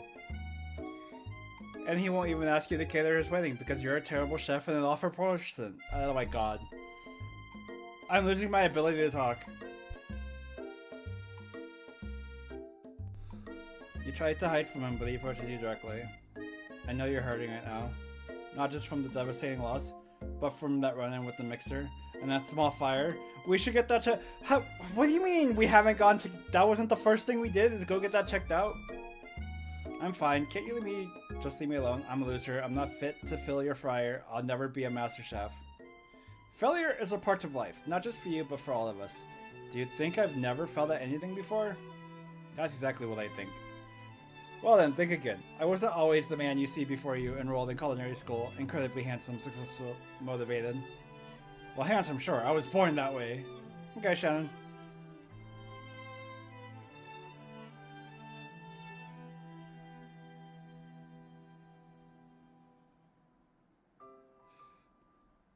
But I've walked other paths and arrived at dead ends. I didn't know. People see my delicate ribbon tie and my well-kept beard and assume that I've got it all together. Which is true now, but it hasn't always been. Sounds like this guy could really use a hug. I resolved then that I was going to amount to something no amount of hours, labor, or money would deter me from giving the best I had to give. So Colonel Sanders changes focus. You can see something inside of him, a burning passion. One has to remember that every failure can be a stepping stone to something better. My new dream is pure, it's honest, it's something that a humble man in a crisp white suit can be proud of. I will create a new chain of chicken restaurants that will bring joy to the entire world and make up for my past misdeeds. Yay! Fucking pop.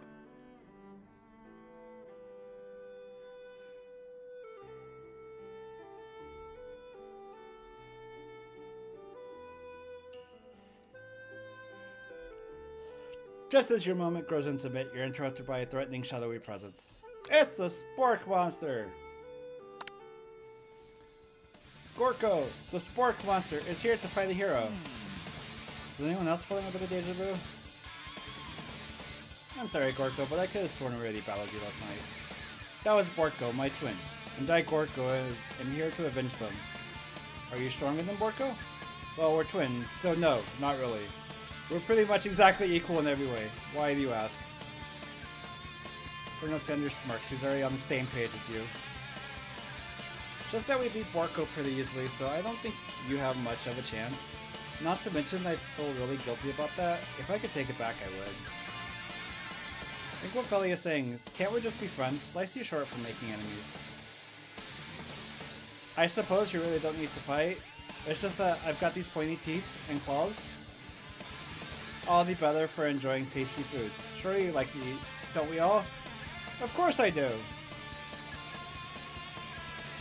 Inspiration strikes and you come up with a quick idea. Chomp on this. Sparks. Sparks for days!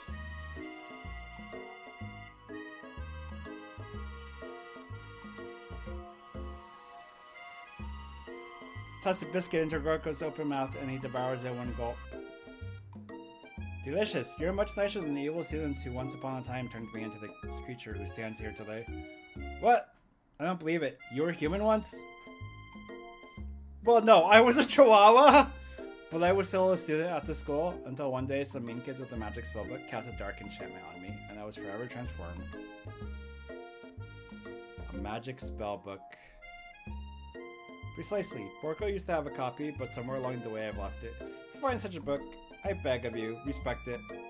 You're a powerful chef, and I shouldn't rely on such dark and evil magic. No, you should be protecting the innocent from those who would cheat them through sorcery and guile.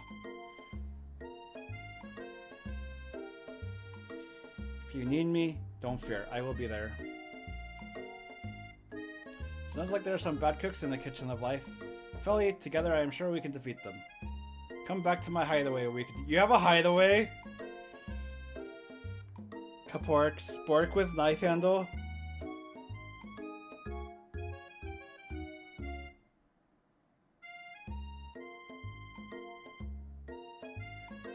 How would that work?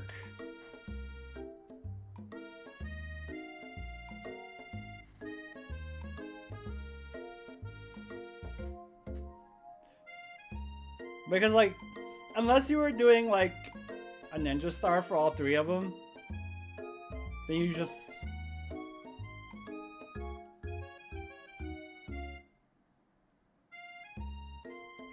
You'd be great. That's the problem! A personal invite? You can't imagine what Colonel Sanders' home must be like, but it sounds like you're about to find out. Stepping inside Sanders' home, surrounded by his things, you start to feel a special bond with him. Looks like you live such an exciting life, Colonel Sanders. Every day can be an adventure if you approach it with the right attitude. Long ago, I made the decision to never stop searching, never stop working, never stop imagining. Have you been working on any new recipes of your own lately? I'm always excited to talk about food with an ambitious chef. Well, there is something. It's just a side dish that I've been tinkering with, trying to find the right balance of flavors and textures. I'm not sure I've nailed it yet, but I'm close. Colonel Sanders' eyes perk up and starts to wonder what dish she might be describing. It's meant to pair with something spicy, or something crispy. Both, perhaps. And you've got them right where you want them. Should you reveal your new creation or keep it a secret? Actually, I've said too much. Please forget I ever said anything. You can practically hear Colonel Sanders' heart beating in his chest. He tries to act demure, but his facade begins to crack. I can appreciate a good secret, of course. In fact, I've got many, nearly a dozen in my fried chicken recipe alone. But I would hope that you could learn to trust me with yours. Well, I suppose you did share a secret ingredient with me yesterday, so it'd be only fair. Colonel Sanders' face grows serious. Oh yes, about that, you see? Yes, Colonel? I haven't been completely honest with you. The secret I told you was a fake! Macaroni salad? We love macaroni salad. Oh no. The ingredient you shared with Miriam, it wasn't true? You're angry with Colonel Sanders for lying, but the fact that you revealed his secret shows that he was probably right to do so.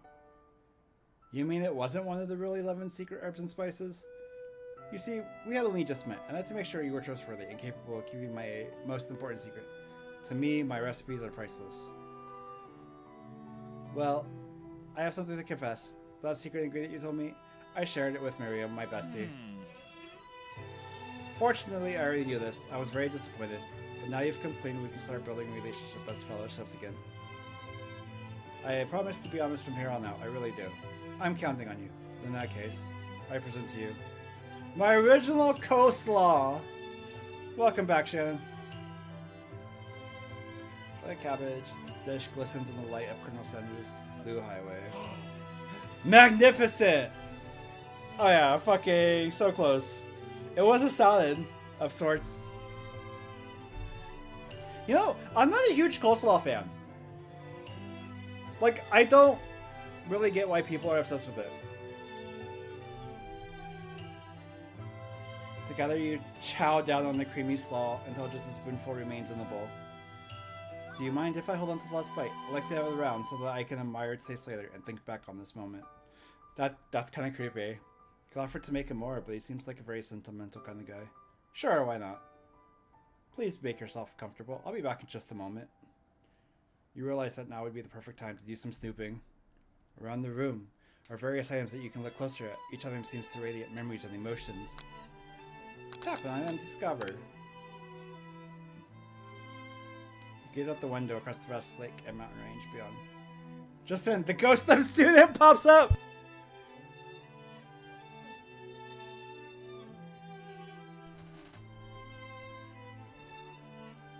Are you thinking about heading out into the world on a quest to avenge my death?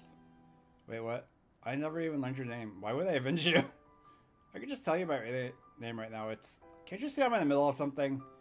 You open the window a crack and the ghost of student is swept out with the breeze. Damn, that's fucked up.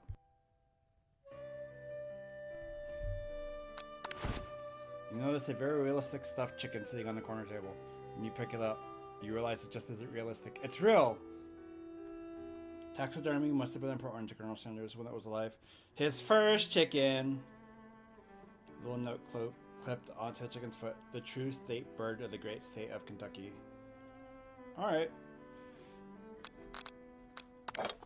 Take a closer look at a large urn sitting on a nearby pedestal. There's a plaque on it. It's dusty, but when you wipe it off, you can read the inscription. It says, "Here lie the ashes of all my past careers and business failures." Poor guy. Send a candle. You pick it up and try to identify the smell.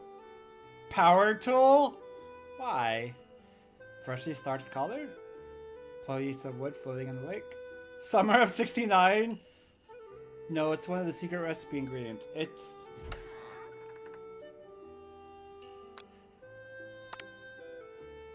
a lock of silver hair is woven through the teeth of the comb.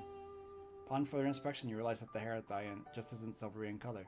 It's actually made of spun silver. The fuck? Another framed photo shows an old man who looks a bit like Colonel Sanders standing with a friend. They held fried chicken drumsticks and appeared to be cheersing him.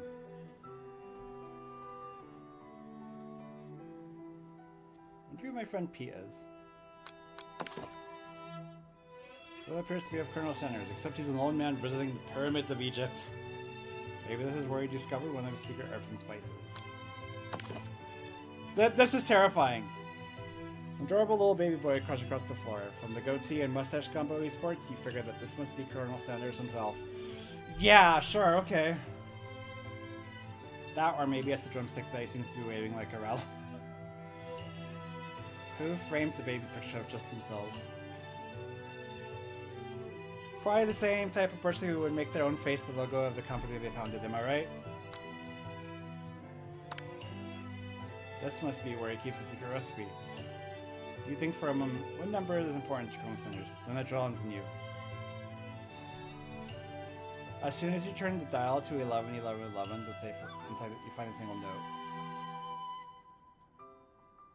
Can chicken be prepared sashimi style? Wait, is he a student, an old man, a teenager, or a baby? Yes.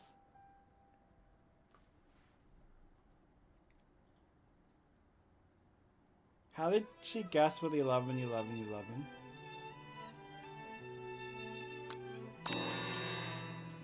You open the door of the Colonel Sanders closet and find a row of his signature white suits hanging within.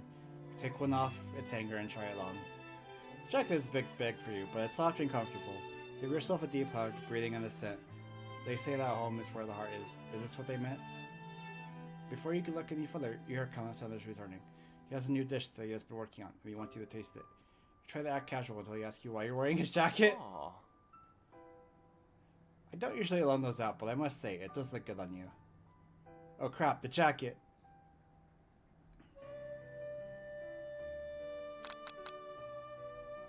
Tell him you're cold.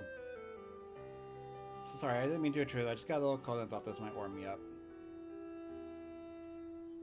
Colonel Sanders smiles and scoots close to the fireplace. It's warm by the fire. Why don't you come a little closer? Suddenly, everything feels like it's moving too fast. Final exams are tomorrow. You should be thinking about what you're going to cook.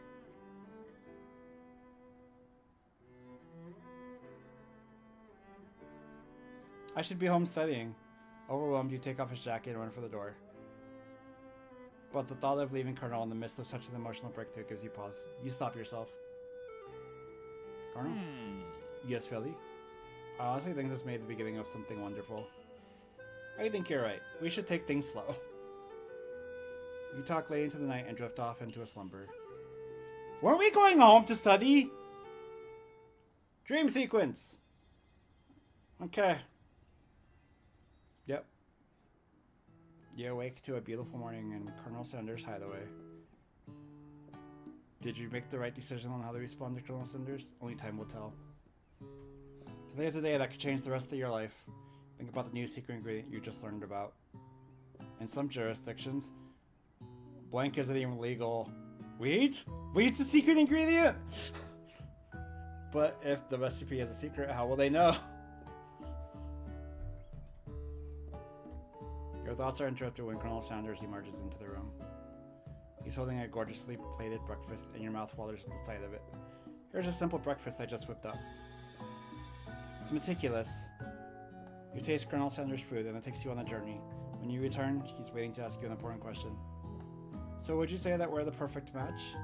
How presumptuous. My cuisine and your taste buds, that is? Such confidence, such grace. Could he be the world's greatest gift to cookery? Take him down, the pig! It's good, but my mom made better. Colonel Sanders' expression goes serious. Did your little jab land too hard? Colonel, I know what you're going to say. I need to be better if I'm going to leave my mark on this world. Single tear begins to pull in the corner of his eyes as he gazes out the window. And with the right business partner, I know I can't fail. Business partner? Could he be talking to you? It's all happening so quickly.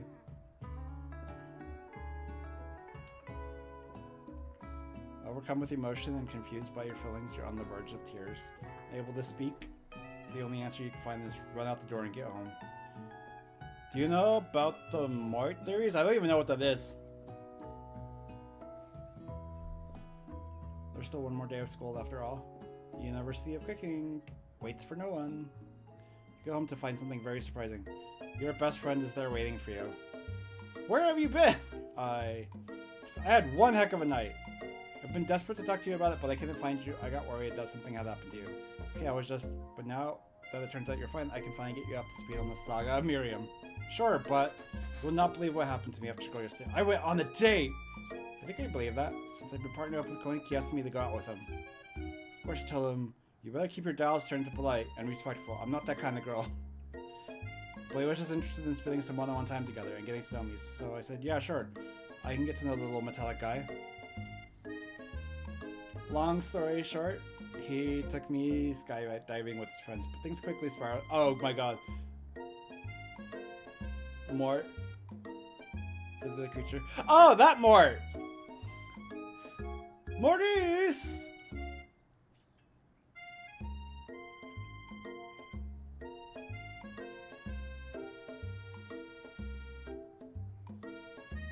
Did she just say skydiving as if that's a typical first date to go on with a talking pressure cooker?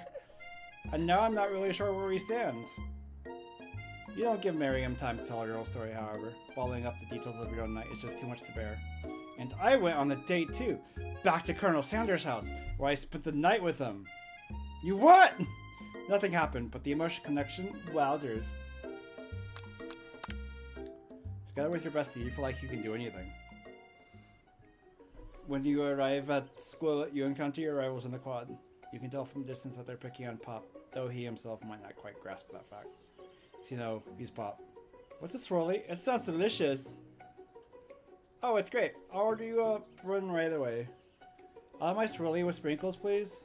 Sprinkles is a dog in the treat.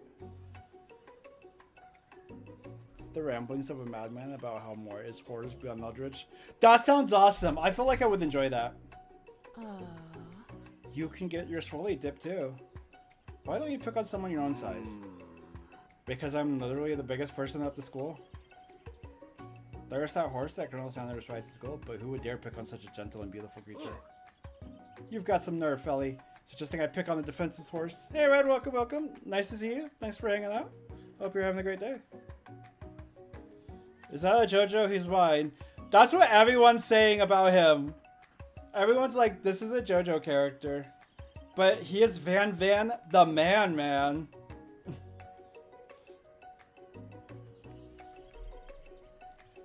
Now you're twisting my words. And I won't have it. You clench your fist, but the injury from yesterday's mixer accident makes you wince with pain. Doesn't look like you can go on cooking like that. Might as well just give up. I'll never give up, ever. Colonel Sanders arrives just as it appears things are close to boiling over. A naturally intuitive person, he senses that something has been going on. So everyone excited for the final day of school? Felly, how's that hand feeling? I'm sure he'll be back in fighting form by this afternoon. We did not go see a nurse for the hand. Because I know how bad your hands can get fucked up in a mixer. So there's no fucking way. Just the next day, she's fine. He's the North Star character? He could be. Lost Kin Radiant. Get that bread, Shannon.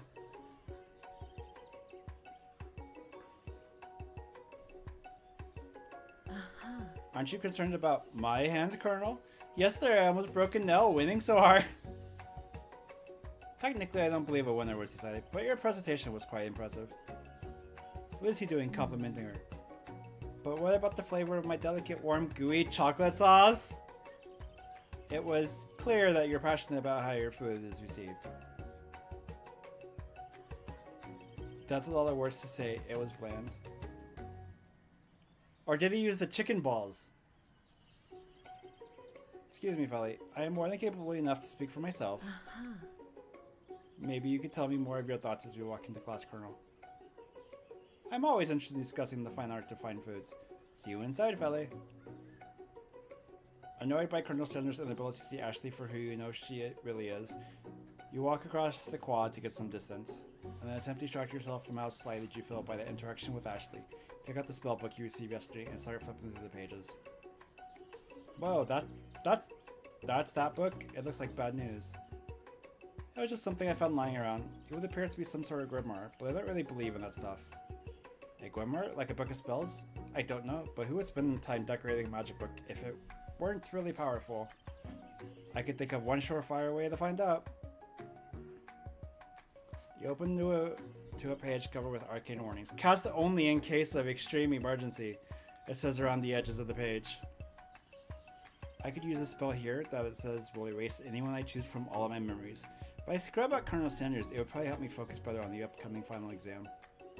That is way drastic. Could you do something else, like anything else not rooted in dark magic? Maybe tie a string around your finger? Okay, fine, it is drastic, but desperate times call for desperate measures. You've got a memory erasing spell sitting right in front of you, and a pretty good excuse to try it out. Cast the spell! You begin to recite the spell, but you stumble on the words, and the only effect it seems to have is to make you forget it. What it is you were doing? Alright, after looking at the page again, it comes rushing back to you.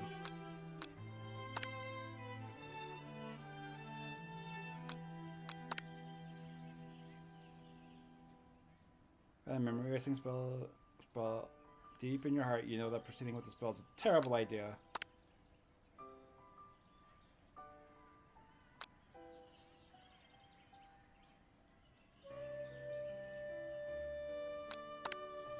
Hold on to your butt.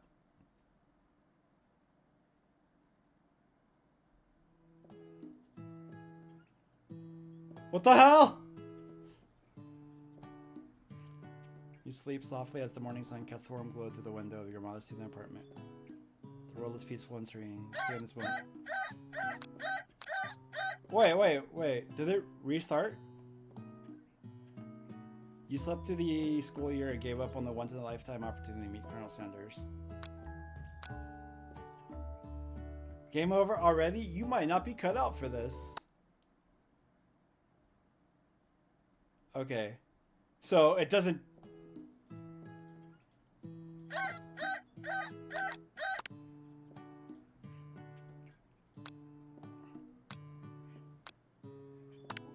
Wait. Are we really back at the No fucking way. Oh my god! It reset the game! I got baited! Fucking... Fuck.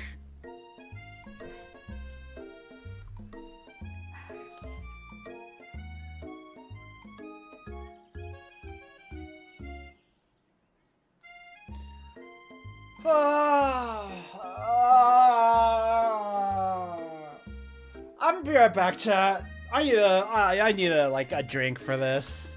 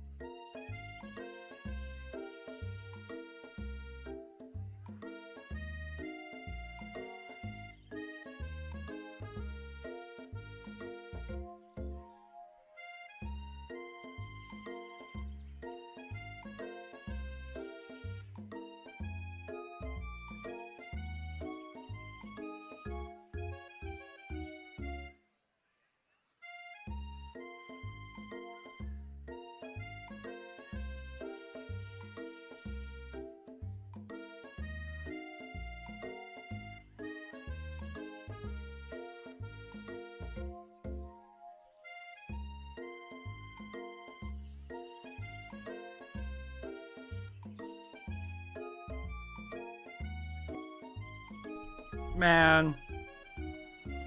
That's fucking crazy. That's true. Might as well go do other options. Last month, when we saw the fortune teller and had our tarot cards read, lady with a mask who gave me nightmares, I've been trying to forget. I know she looks spooky, but she was so sweet, and she told you that you were destined for great things. Remember that card with the fancy-looking tower? Another card featuring the handsome fellow in the red suit? I've been waiting for so long to meet a handsome fellow I could call my own. I'm sure you will soon. In no time we'll be graduating, and you'll be delighting the world with your heartfelt cookie in no time. And if not, at least I have these killer bangs. Can you believe I cut them myself? You can definitely believe it. I cannot believe it. Alright, and we're back to this section.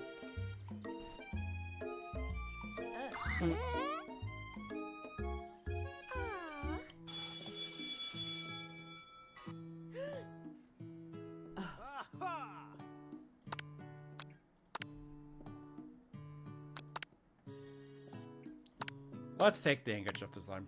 Treasure your hand and Colonel Center places a fine silk handkerchief in it. So beautiful, you hesitate to press it to your face, but when you do, the feeling is transcendent. It has this natural scent on it. It smells of the most delicious chicken you ever smelled. What?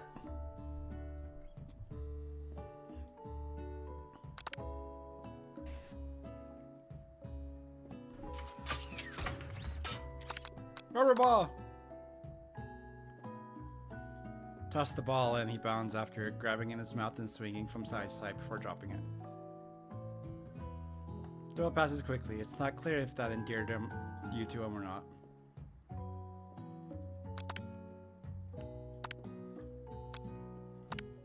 You move to take your seat by Colonel Sanders. Appears he brought no books, pens, or pencils. However, his perfect upright posture shows off a seriousness that makes you confident in his desire to learn. Thanks for offering me the seat. I've only had 2 rules. Do all you can, and do it the best you can. It's the only way you ever get the feeling of accomplishing something. That's so inspiring. A little off topic if you ask me, but okay.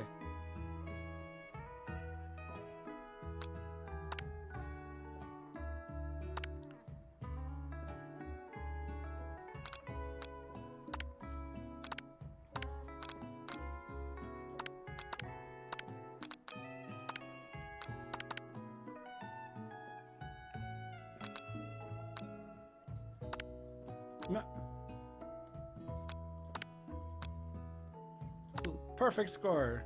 Wow, be honest, did you cheat? You look up to Colonel Sanders, has been watching your tally your score. He's impressed. I know we just met, but I have to confess, I think you have a beautiful brain. Hot diggity, Felly. You just scored some major Colonel Sanders points with that performance. Okay. Interesting.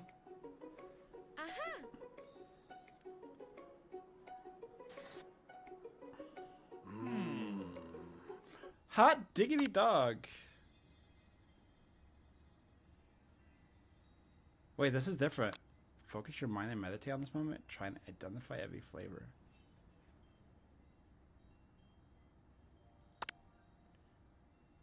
You let the food rest in your mouth and focus on it, scrutinizing every flavor. Salt, maybe. Pepper, too obvious. Oregano, basil, maybe. But there's something else. Something dark, something spicy. You dig deeper, deeper, deeper. Yes, even deeper still! Until you find it.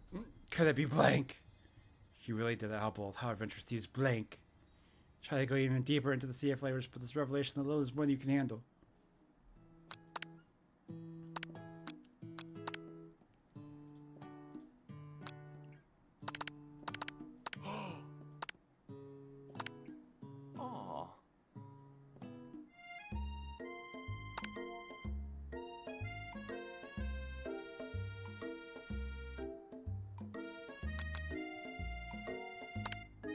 Well, I just wanted to tell you that I really enjoyed your food. Now you've got his attention. The flavors were complex but comforting. The interplay between salty, savory, peppery, it was perfect. I appreciate the compliment, Felly. I'm sure you'll be a huge success. I know we've only met today, but I'm starting to get the same feeling about you. We should head back inside. The next lesson starts soon. Aww. What if you do Pop? Sorry, Clink, but I think where Pop gives a big smile as he steps up to the same station as Miriam. I'm a chef! He holds up a banana without peeling it. Proudly eats the entire thing? What? What is he even doing in this school? It's disconcerting, but Miriam is too kind to act grossed out. I love your enthusiasm, Pop. She looks at you like, really, this kid? But it's too late to change your choice now.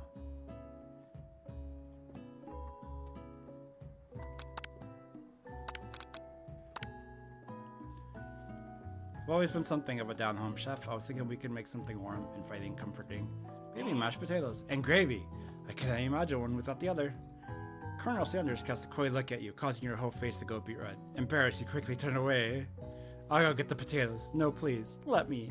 Picking perfect produce is a passion of mine. That's a tongue twister. Looks like things are getting pretty fresh around here. Does someone have a crush on Colonel Sanders? We're just cooking partners. Mind your own business. Sanders' heart is my business, and you better keep your fingers off my man. What the fuck? Did someone call for me? No, jeez, Van. While I'm over here crushing Philly's dreams, you're supposed to be taking care of our classwork. That was the deal, remember? Colonel Sanders returns, arms full of peeled potatoes. He tosses them into the boiling water and turns his attention to you and your old friends. Oh, howdy there, Ashley, Van. Are we working on the quartet instead of a duet now? Actually, no. It looked like Felly was struggling, so we offered to give them a hand. You know how it is. These young amateur chefs need a lot of mentoring. I was gonna say, Colonel Sanders, maybe I could also teach you a thing or two about fancy food. Maybe one day you might be able to get up to my level. Ha! Doubt it. Damn. Don't be rude, Van. First thing, I have no doubts whatsoever about Colonel Sanders' ability to concoct creations worthy of admiration. After all, your fried chicken was quite spectacular.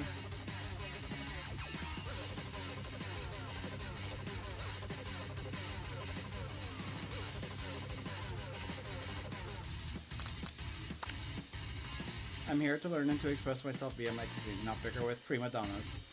Partners were chosen at the beginning of class, so I'll respect the format, okay? You turned to Colonel Sanders to confirm that you're on the same page. I chose Colonel Sanders, and Colonel Sanders chose me. Isn't that right? Businessman respects all fair agreements. From contracts to handshakes, I took on Philly as my partner for this activity, and I stand by it. Based on your team's behavior, I'd say you're perfect for each other. Neither of you has Philly's natural talent or their loyalty. Being defended by Colonel Sanders leaves you feeling proud and full of potential. You look for Sprinkles, in the hopes that you might be able to step in, but he's lower. Okay.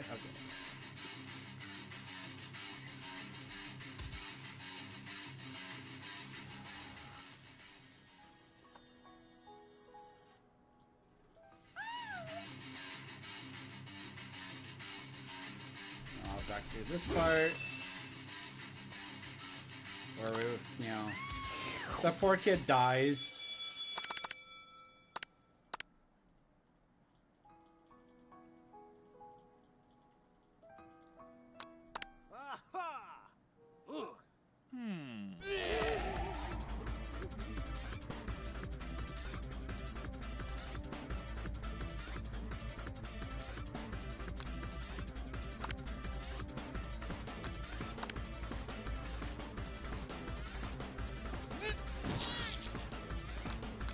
Attack.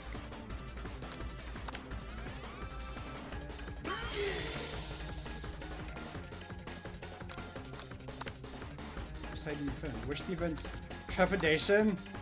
Put your head between your hands and mother. This is not happening. This is not happening! Okay, well that wasn't really defensive.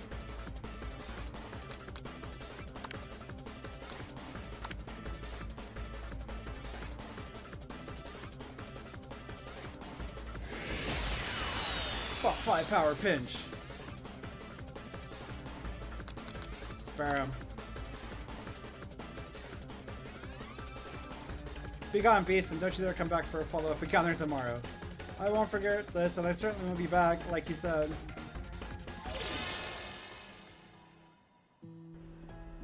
Okay, back with the magic spells.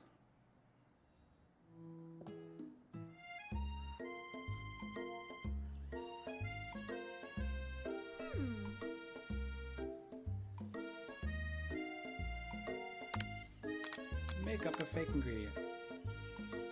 You quickly think of a fake ingredient name. I don't know, how about... It was Eye of Newt. What? I know it sounds like some kind of witch's potion, but what can you do? Eye of Newt, wow. Her eyes light up imagining such a thing, and you figure out that you've satisfied her curiosity, and she'll move on. Okay, so now she's texting. Best way she'll never mess serious you or would be to run to him. Surely he'll sweep you up on the stallion and you're right away together. That'll show her good. Oh, Colonel, my Colonel! Except kicking you directly in the face. The force of the blow completely knocks you out cold. In the darkness, you see a vision. Ooh, Feli, I'm here to deliver you a message. Not this guy. It's important that you remember this exactly as I say it. If you forget, this world could end, so now you know it's serious. I've been trapped in the realm beyond, but the great prophecy relies on my return. Only you can save me. All you need to do is repeat my name 3 times. And that name is... But before you can continue, you're suddenly awake. Oh, jeez. You awake to find Colonel Sanders tending to you. He rushed you back to life with a satchel of secret spices. Or is that just his natural seasoned musk?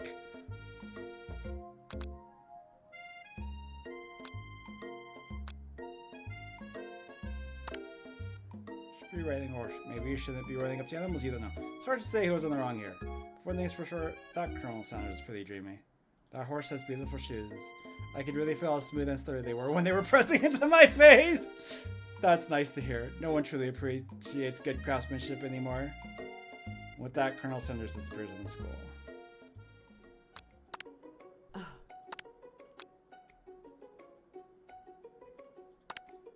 You dress the rivals down for their amateur behavior. Culinary school is to be respected. That kind of nonsense is a waste of everyone's time. Now you've upset them. Oh, and you're the emperor of cooking, are you? You make the rules. I'm not sure you'd make a good meal if it ate you. So back to this.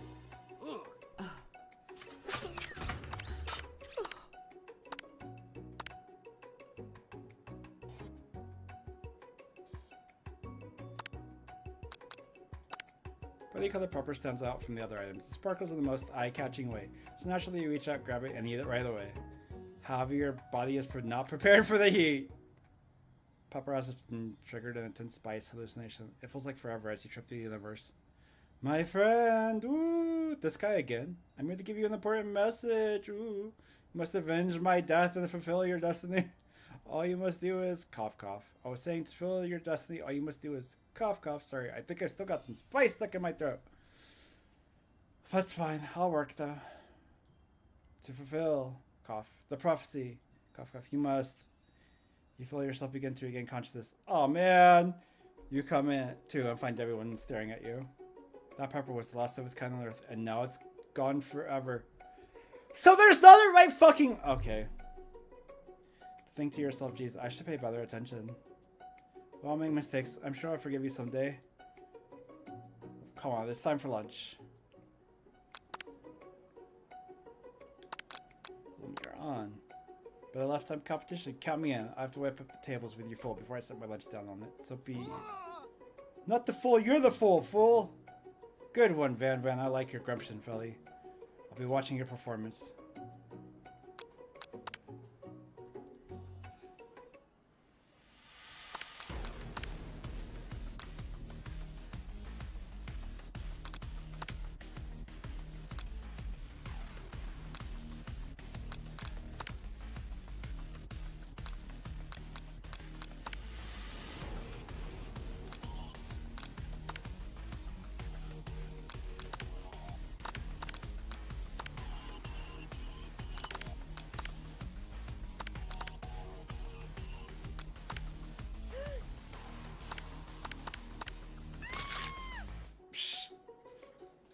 There goes my hand again. Reach out with your apron to wipe the sauce off his glistening face. Colonel Sanders records and brushes you back.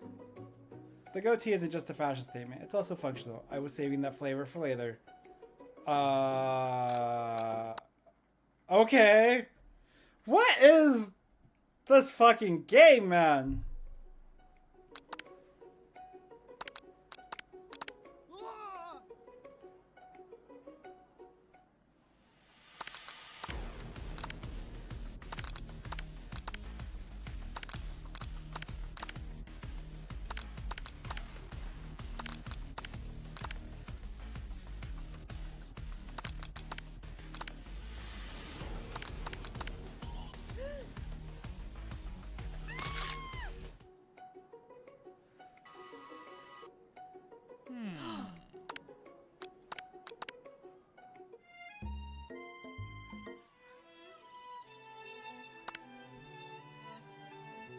and I lost my innocence with it.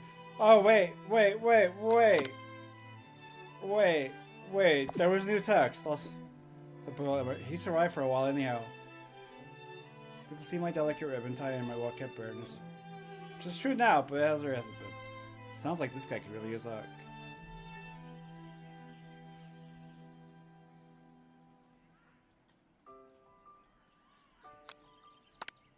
Borko?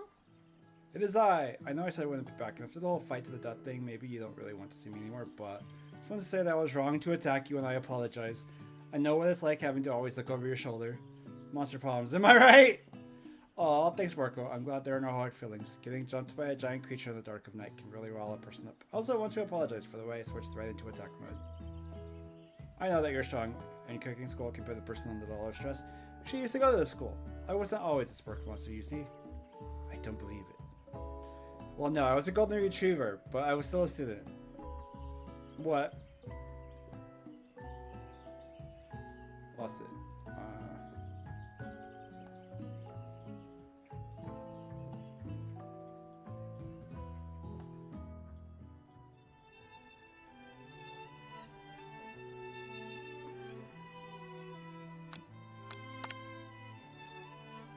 You decide you're ready as ever to show your original cooking. Besides, dive head first. You reach into your lunch bag for a specialist. You wink. This is crazy.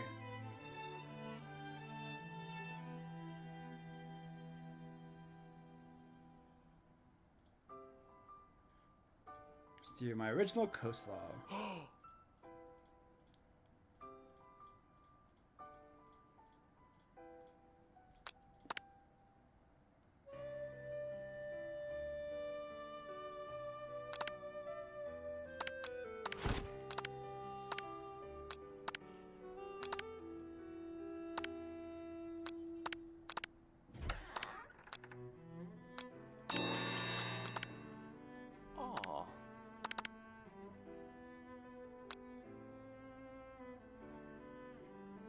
Now's your moment.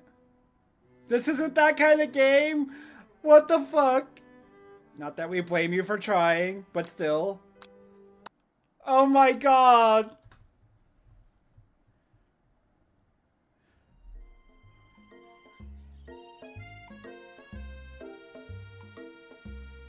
I know you're hurting right now.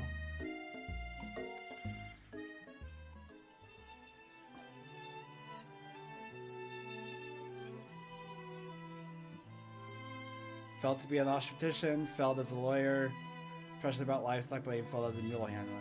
That one was especially humiliating. Mules can be so cruel. Lost my business partner to a gunfight, and lost my innocence when I picked up. Okay, see now it makes more sense.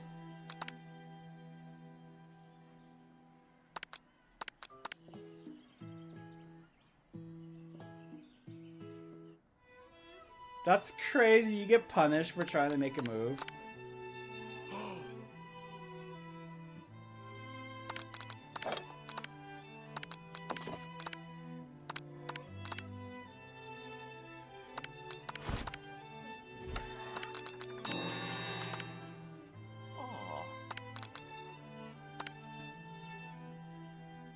I think I've developed feelings for you. I might be developing feelings for you too, but I'm concerned. I can't let anything get in the way of my dreams. Overwhelmed, you take off the jacket and run for the door.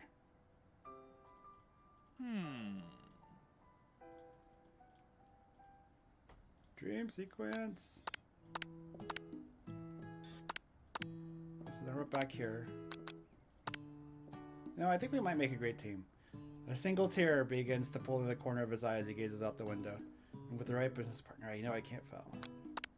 Okay. Sure, but you went on a date? Just been partnered up with Pop, he asked me to go out with him. Of course I don't. But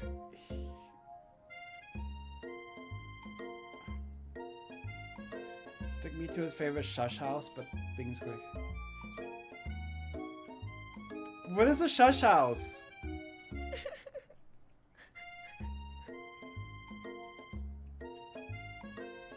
It's like, why would you go on a date with Pop? You know?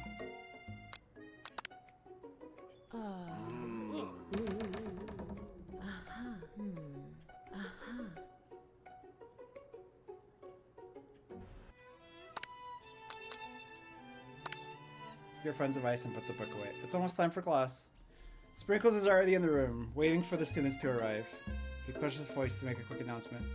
I want you all to know, I feel something of a dog moment coming on, but I assure you it's nothing to be afraid of. What does that mean? Show for some old homework to give us. Let's wait.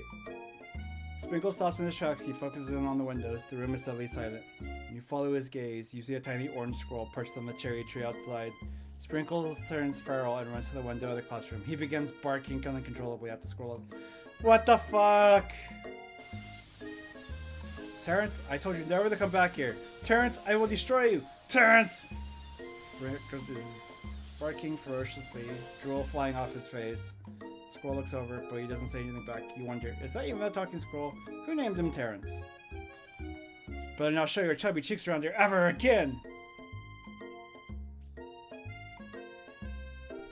After Sprinkles is satisfied that his presence has been felt by not only Terrence, but any other school in hearing distance, he returns to his professorial tone.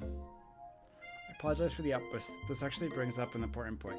Thank you, Felly, for reminding me to dole out this indispensable bit of wisdom, you see? But before you can go any further, Miriam's love drama spills over into the class.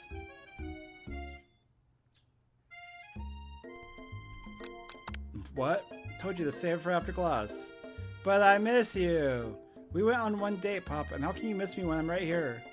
Pop's voice quivers as he pleads his case to Miriam. Every time I blink, oh my god.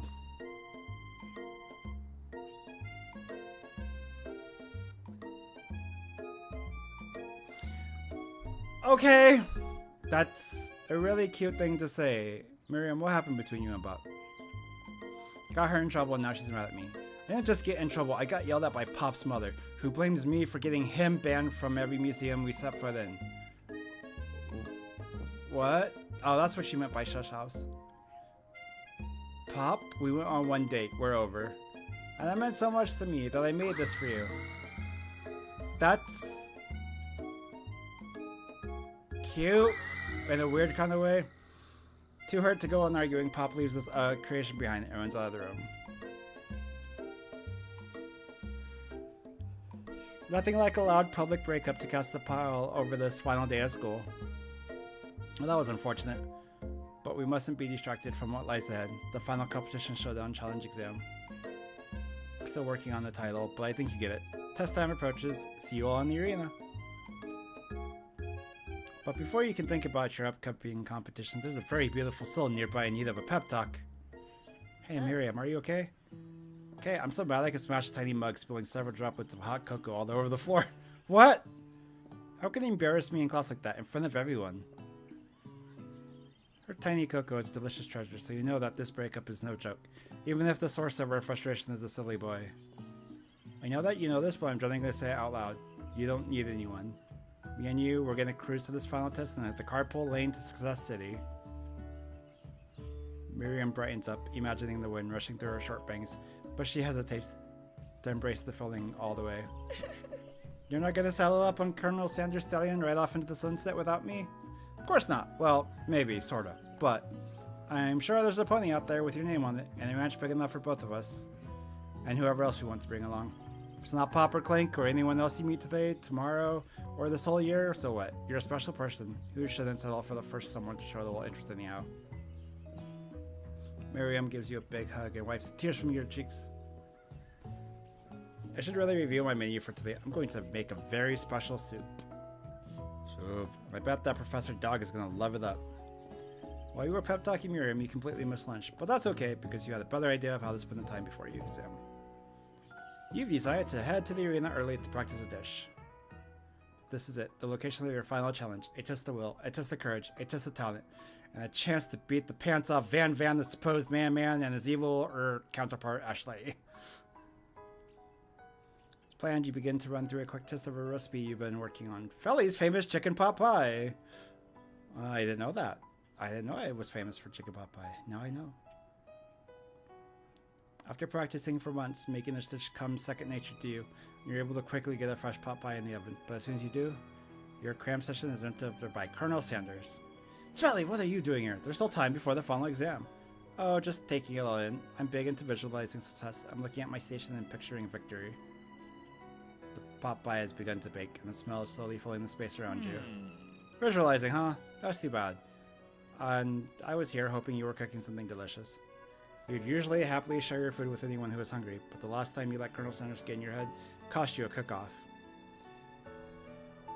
You decided it was time to put your cooking above your romantic desires, but that decision gets hard to stick to when... timer goes off behind you.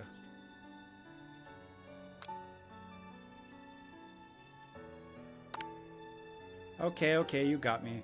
A little bit more than visualizing. I know, my nose can smell a pot pie from 400 yards. Okay, that's, okay.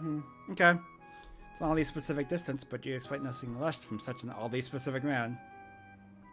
You knew it was a pot pie just from the smell? Not just a pot pie, but a chicken pot pie with an all-butter crust. My nose is telling me something else. Oh no, is it burning? No, I can smell that was made with a heaping helping of TLC. But it probably would start burning any second if you don't pull it out. The moment of truth. Wow, a KFC pot pie. It's the best pot pie I've ever tasted. I've always loved country cooking, and I could eat this all day. There's no time left. The final showdown is about to begin. Sprinkles lays down on the ground rolls. There are no rules, that is, except to cook with everything you've got. You step up for the cook-off of a lifetime. So that mac and cheese plus the pot pie you've been practicing are just the dishes that push you over to the edge of victory. There's the mac and cheese, Coco! Meanwhile, both Van and Ashley are prepping wildly elaborate dishes per their usual over-the-top selves. Miriam has her giant magnifying glass and several sets of tweezers. She's definitely prepared to go big, going small. Colonel Sanders seems to be harnessing his 11 herbs and spices, but he's trying to find a way to improve on something perfect, his original recipe, fried chicken. The intensity of the room starts at full 10 out of 10 with a frenzy of action.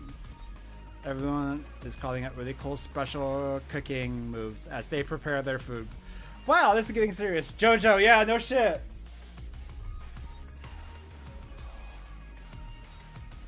Colonel Sanders batters the chicken as he levitates through the air. What? Egg wash! Miriam furiously injects ingredients into an itty bitty pot of broth. Best friend Bastard Blaster! Van flexes his pectorals as he chops open the sea urchin. Let's rock and roid! Ashley scoops her pastries off the tray with lightning speed. Shallow personality spatula? What the fuck? Even Clink gets in on it. 5-dial pressure point chicken cooking technique. Wait, when did Clink look to speak in English? It's a singularity, as was foretold. We mustn't let it happen, or the appliance uprising will take us all. Self-destruct. Van quickly unplugs Clink and rolls him out the back door of the arena. As you frantically prepare your dish, you notice Ashley has her spellbook out. She's going to use some dark magic to turn the tide. You've got a book of your own, and you're desperate not to see her win another battle. Should you take this opportunity to fight magic with magic, even if it's almost certainly evil magic? Nah, do it the hard way. Who needs magic when you got passion?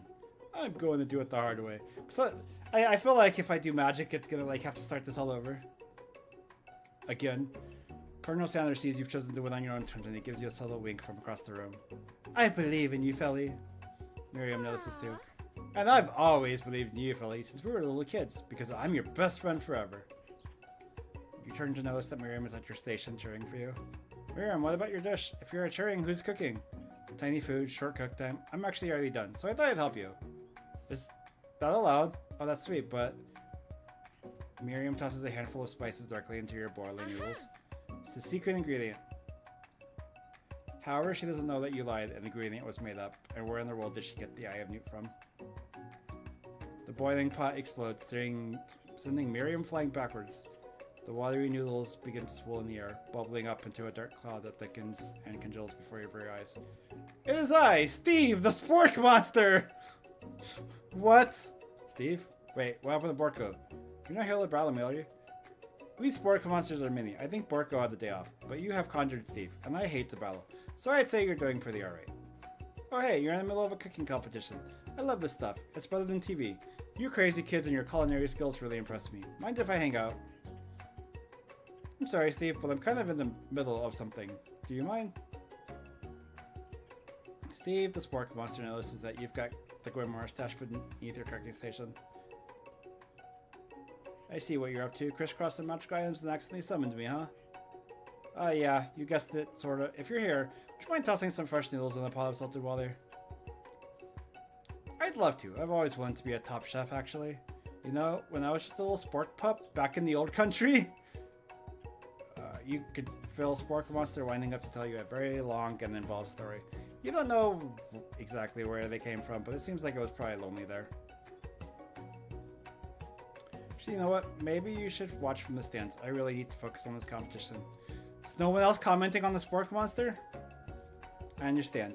It's kind of like that time in Monster School that I'd fallen asleep during Scare Tactics class, and when I woke up, you toss a serious stare at Steve when he takes the hint. Never mind, I'll tell you later. Good luck. So for through this here step back, you don't know how you could ever win. Extra power. I can do this. I have what it takes. I came here to win. Your hair turns mac and cheese orange as culinary. We're going Super Saiyan. Okay. My hat is pure. My hands are steady. My taste buds have been preparing their entire lives for it. Yes, Felly, you are the chosen one. You will avenge me. The power you'd been summoning immediately fades back out. You interrupted my inspiring monologue. Sorry. My heart is pure. My hands are steady. My taste buds have been preparing their entire lives for this moment. I will show the world my cookery. You begin to levitate off the ground. Energy courses through your body. You know that with this power you can do anything, except turn back time, which would be super useful, because while you were powering up, your chicken pot pie overcooked in the oven and can't be served. Oh my god! But don't worry, Delphi, you may have suffered some setbacks, but all is not lost. No, you're going Colonel Sanders saying, true! Pressed with your fortitude, Colonel Sanders decides that you have earned his support. I've been watching you today. I must say I'm truly impressed. You've been thinking on your feet and rolling with the punches. Steps up to your station and stands right beside you. I'm here to help. All you managed to make is mac and cheese, and time is almost up, so you're going to need it. But Colonel Sanders, what about the test? What will happen to you? What about the rules? There are no rules. Following the rules has never really been my thing. I follow my heart. What a guy. Colonel Sanders unfolds a delicate white towel to reveal the most delicious fried chicken tenders you've ever laid your eyes on. Besides, sometimes unexpected combinations can have surprising effects that might surpass their individual efforts. Are you suggesting if we combine forces we can then form the perfect food union? Time's up, students. With time expired is the moment everyone has been waiting for. You must now prepare to present your dishes! Fucking hell, man. This is definitely worse than Sucker for Love. Just the writing is so...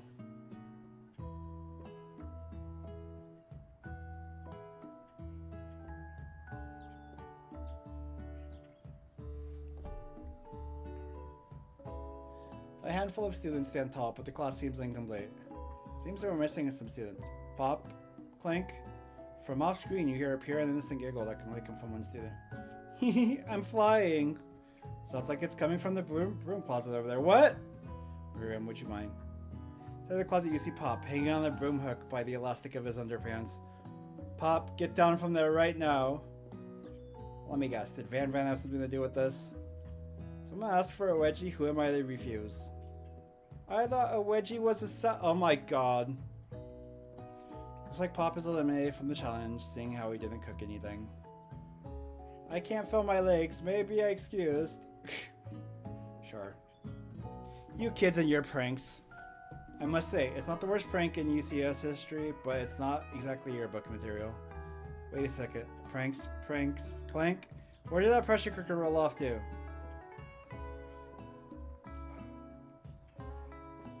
You wait to hear a signature word, beep, or other on them on the PA. But there's none. Somehow it must have gotten unplugged, I guess. We'll have to figure that out later. That leaves only 4 remaining students. Please collect your final projects. Yes, it has been a long semester. Well, 3 whole days long. But after days of hard work, the time has come for me to eat. Miriam, please step forward. Now describe your dish. I've made tender udon noodles and savory soup. The tiniest. My word, it's so delicate. Is that a teeny tiny Naruto maki I spy afloat in its itsy bitsy bowl? Yes, chef. Please call me Sprinkles. Chef is my father's name. Okay. No one fucking asked, but okay. Yes, Sprinkles, and some green tea made from baby tea leaves that I picked myself. Sprinkles carefully sniffs around the dish before opening his mouth and letting just the tip of his pink dog tongue dip into the bowl. Sublime. Would anyone else like a taste? No. Oh, come on. I'm not one of those dogs who doesn't floss. I even have a really cute electric toothbrush for dogs. Fine, I'll enjoy it all by myself. And in a flash, the entire meal has been devoured.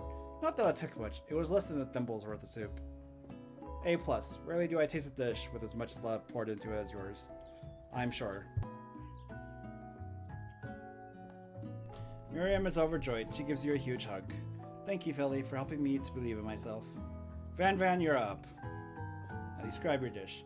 I made uni over smooth egg custard and an axe-hewn urchin shell topped with caviar. Why? Did you skewer one type of urchin with spines from a second, different colored type of urchin?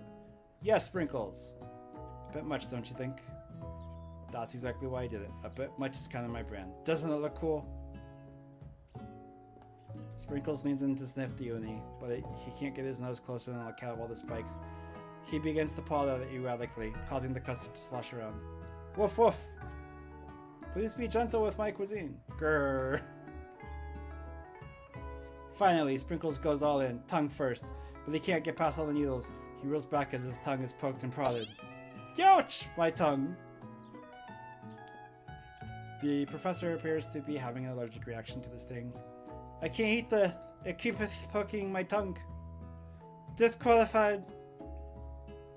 Stunning turn of events. Who would have thought that serving food in a bowl made of needles could make it difficult to eat?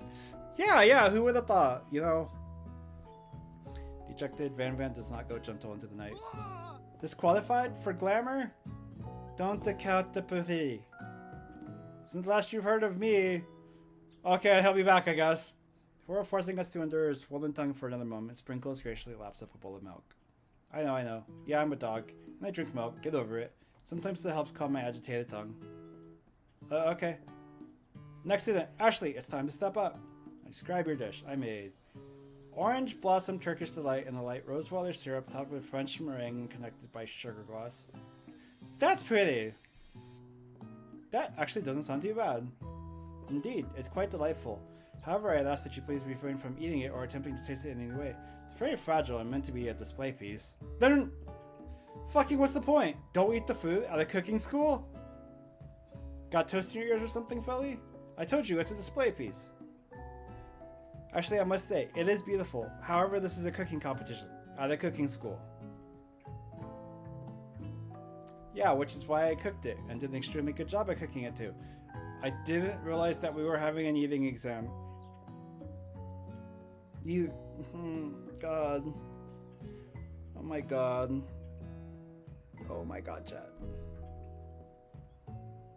If I want to be judged on eating, I'd go to the College of Eating, School for the Hungry. What? I suppose you could smell it if you absolutely insisted, but don't breathe too hard. You might disrupt the sugar spire. If the food cannot be eaten, it cannot be judged. You are disqualified. Rage overtakes Ashley and she finally cannot keep her two-faced routine up. You wouldn't know high-end cuisine if it cooked you! And with that, Ashley storms off to dedicate herself to being the best. But this time without being shackled by trying to be a fake nice and liked by everyone. This isn't the last you've heard of me, either. If this class gets much smaller, I'll be teaching myself. You and Colonel Sanders, the final cook, step up together. Two chefs. What began as a bowl of delicious mac and cheese has become something else. Examines it closely, sniffing and eyeing the bowl. Uh-oh, I don't have a good feeling about this. From somewhere in the room, a little drum roll plays. Just when I thought I've seen everything in this kitchen, you give me this thing, and completely blow me away. In my 49 dog years of life, I've never tasted anything so delicious and perfectly balanced. So delicious, in fact, that everyone passed. What?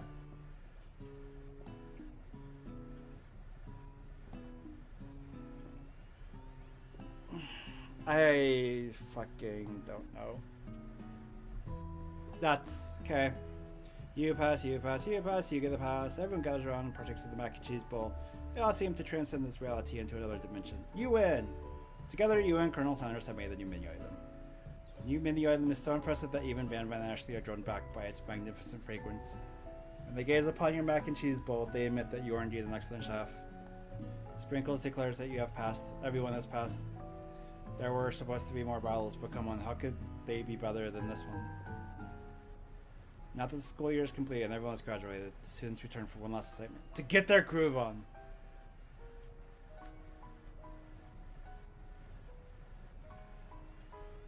That's crazy. I agree. If it's cooking gravitation, you expect it to taste good, not just let it sit there. Yeah. Yeah. This game doesn't really make sense. Like, huh? Cafeteria has been completely redecorated in order to serve as a site at the school's graduation dance. Compared to the massive high-tech cooking arena, the old decor seems downright cute and cozy. DJ Dog is in the house. Ow, ow, ow, woo. Woo. You knew that Sprinkles was the master chef, but also a world-renowned turntablist? Who says you can't teach another dog new tricks? Van and Ashley tell everyone that they've committed themselves to righting the wrongs they did while they were the villains.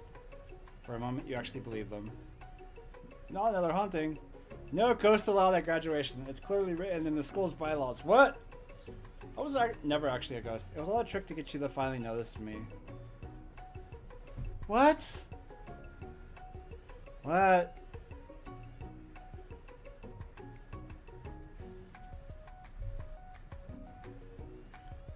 Oh, amusing. And now that everyone is together, it's the Spork Monster. He has totally mellowed out. Everyone, the Spork Monster is no more. From here on out, I prefer that everyone refer to me by my new name. Party Monster! She then tries to finish what he had to say, but everyone is too wrapped up talking to Spork. Sorry. Party Monster. Dejected student walks off. Maybe things didn't work out for Miriam romantically, but she found the love in her cooking, and you know she's gonna do great. A red carpet rolls out across the floor of the ballroom. It's like a Hollywood movie premiere. Who could command such an entrance? It's Pop. He's arrived late to the dance, but apparently for good reason. Walking the carpet, you see perched atop his dirty chef's hat. A crown! Welcome back, Pop. I know you weren't able to complete the final exam and accept your diploma. So we had it mailed directly to your father. We figured it was the least we could do for the school's dean. Oh my god. Of course, the school dean is the idiot kid's father. Okay. Oh, now I get it. And we get a new wing on the school, not to mention the honor of educating the son of the chancellor of such and such. Miriam, will you be my lady king? What an incredible turn of events, an offer to join the royal family. It's like a dream come true. You'll get to be a princess, or maybe a queen. I'm not sure if he even knows, but either way, crowns and gowns, baby. I'm sorry, Pop, but I'm not interested. Not now, at least. I've got so much to do with my life. A twist on a twist. So many more 3-day universities to attend. So many tiny foods to meticulously sculpt, and then watch get accidentally blown away by a single sneeze. Fair enough. Okie doke. The music at the dance is interrupted by the sound of sparkling and electrical hissing. It's Clank, who has arrived late to the dance. Now that I have graduated, I can reveal my truth. Whoa, he's still doing the talking thing. I am Clank, and I am not of this earth. I am actually from a faraway planet in another dimension. What? What? What? I actually felt like I knew it this whole time. Now that I have learned the ways of your kind, I must return. Portal opens up and Clank disappears through it. Finally, Colonel Sanders arrives.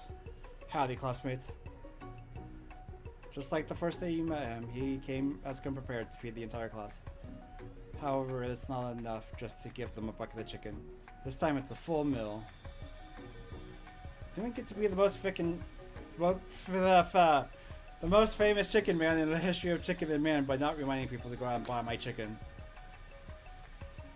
The end. No, it's not the end. Okay.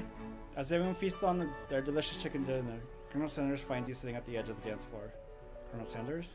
Yes, Felly? I can't help but wonder, was our final exam team up purely an act of strategy carried out by two cunning chefs, or was it something more? I'm afraid I can't answer that question directly. So I'd like to ask you a question of my own. May I have this dosi though? Oh my god. Colonel Sanders extends his hand to you and you feel a surge of energy jump off the tips of his fingers. His hand, the hand of a master chef, so dedicated to the craft of fine cookery. So tender, yet refined, so milky smooth, fingers like finely battered drumsticks. Why? Why, chat? Turned in flour, soaked in buttermilk, and dusted with exotic spices. But they do not reach for tongs, a knife, or even a spark. Tonight, they reach for you. And though our feet may tire of dancing, I believe that this is just the beginning of our steps together. Colonel Sanders, will you not only join me on the dance floor, but in the kitchen as my co-chef and partner in both business and in life? You cast, could it be? Is he really saying? Me and you, together? Ever since I met you, my dream has changed. It's not enough to simply open the world's greatest chain of fried chicken restaurants. No, even then, my life would be incomplete without you by my side. So what do you say, partner? I say, I love you, Colonel Sanders. The end. Okay. Okay. Yeah. That was a game.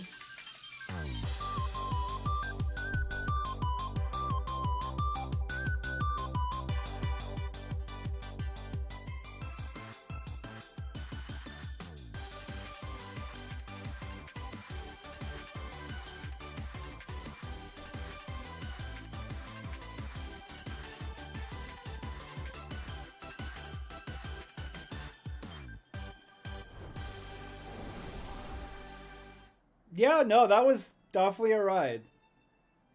I mean,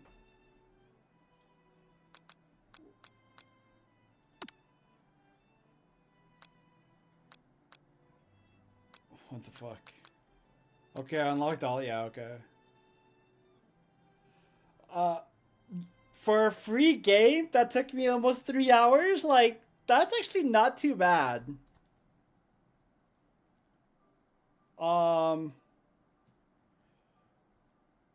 Terribly written.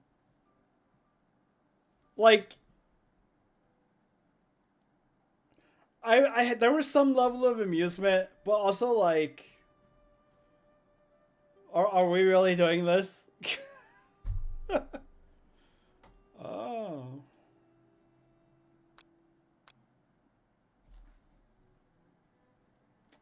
But it does mean what I play tomorrow will be a surprise. I've already planned it out. I definitely want to play something that has more voice acting, because holy shit. Talking for... reading the game for 3 hours is a lot. Her.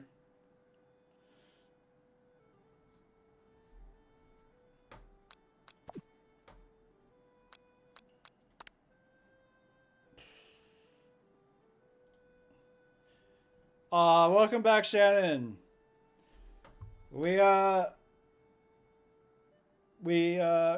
Became Colonel Sanders' life partner. We beat the games.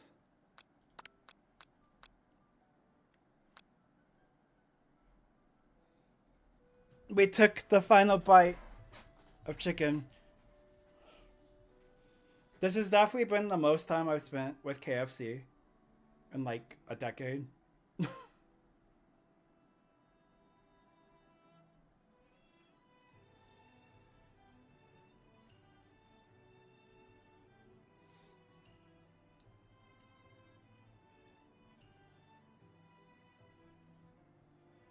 Yeah, me at become.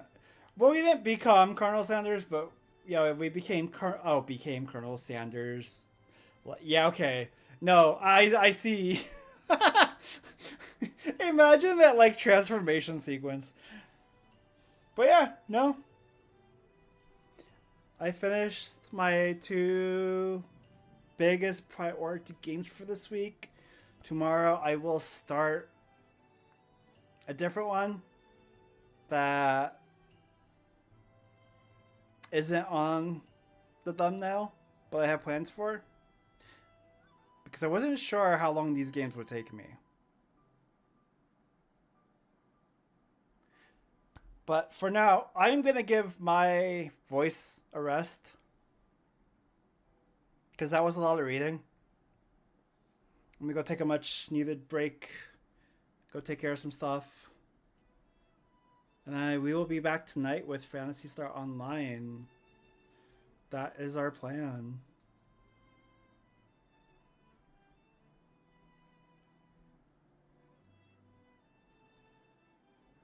When is the Last Sucker for Love game coming? This is a joke, but that will be coming next year, Shannon. I can't do anymore. Like, I'm mentally broken from just playing the first one. So next year, that will the second one will be the cursed Valentine's week. So you got to be here next year for that.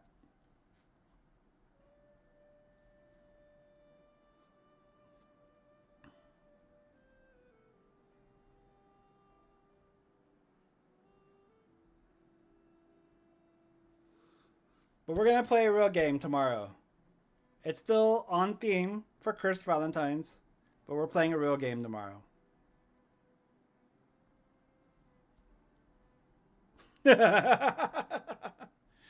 right. On that note, thank you all for hanging out.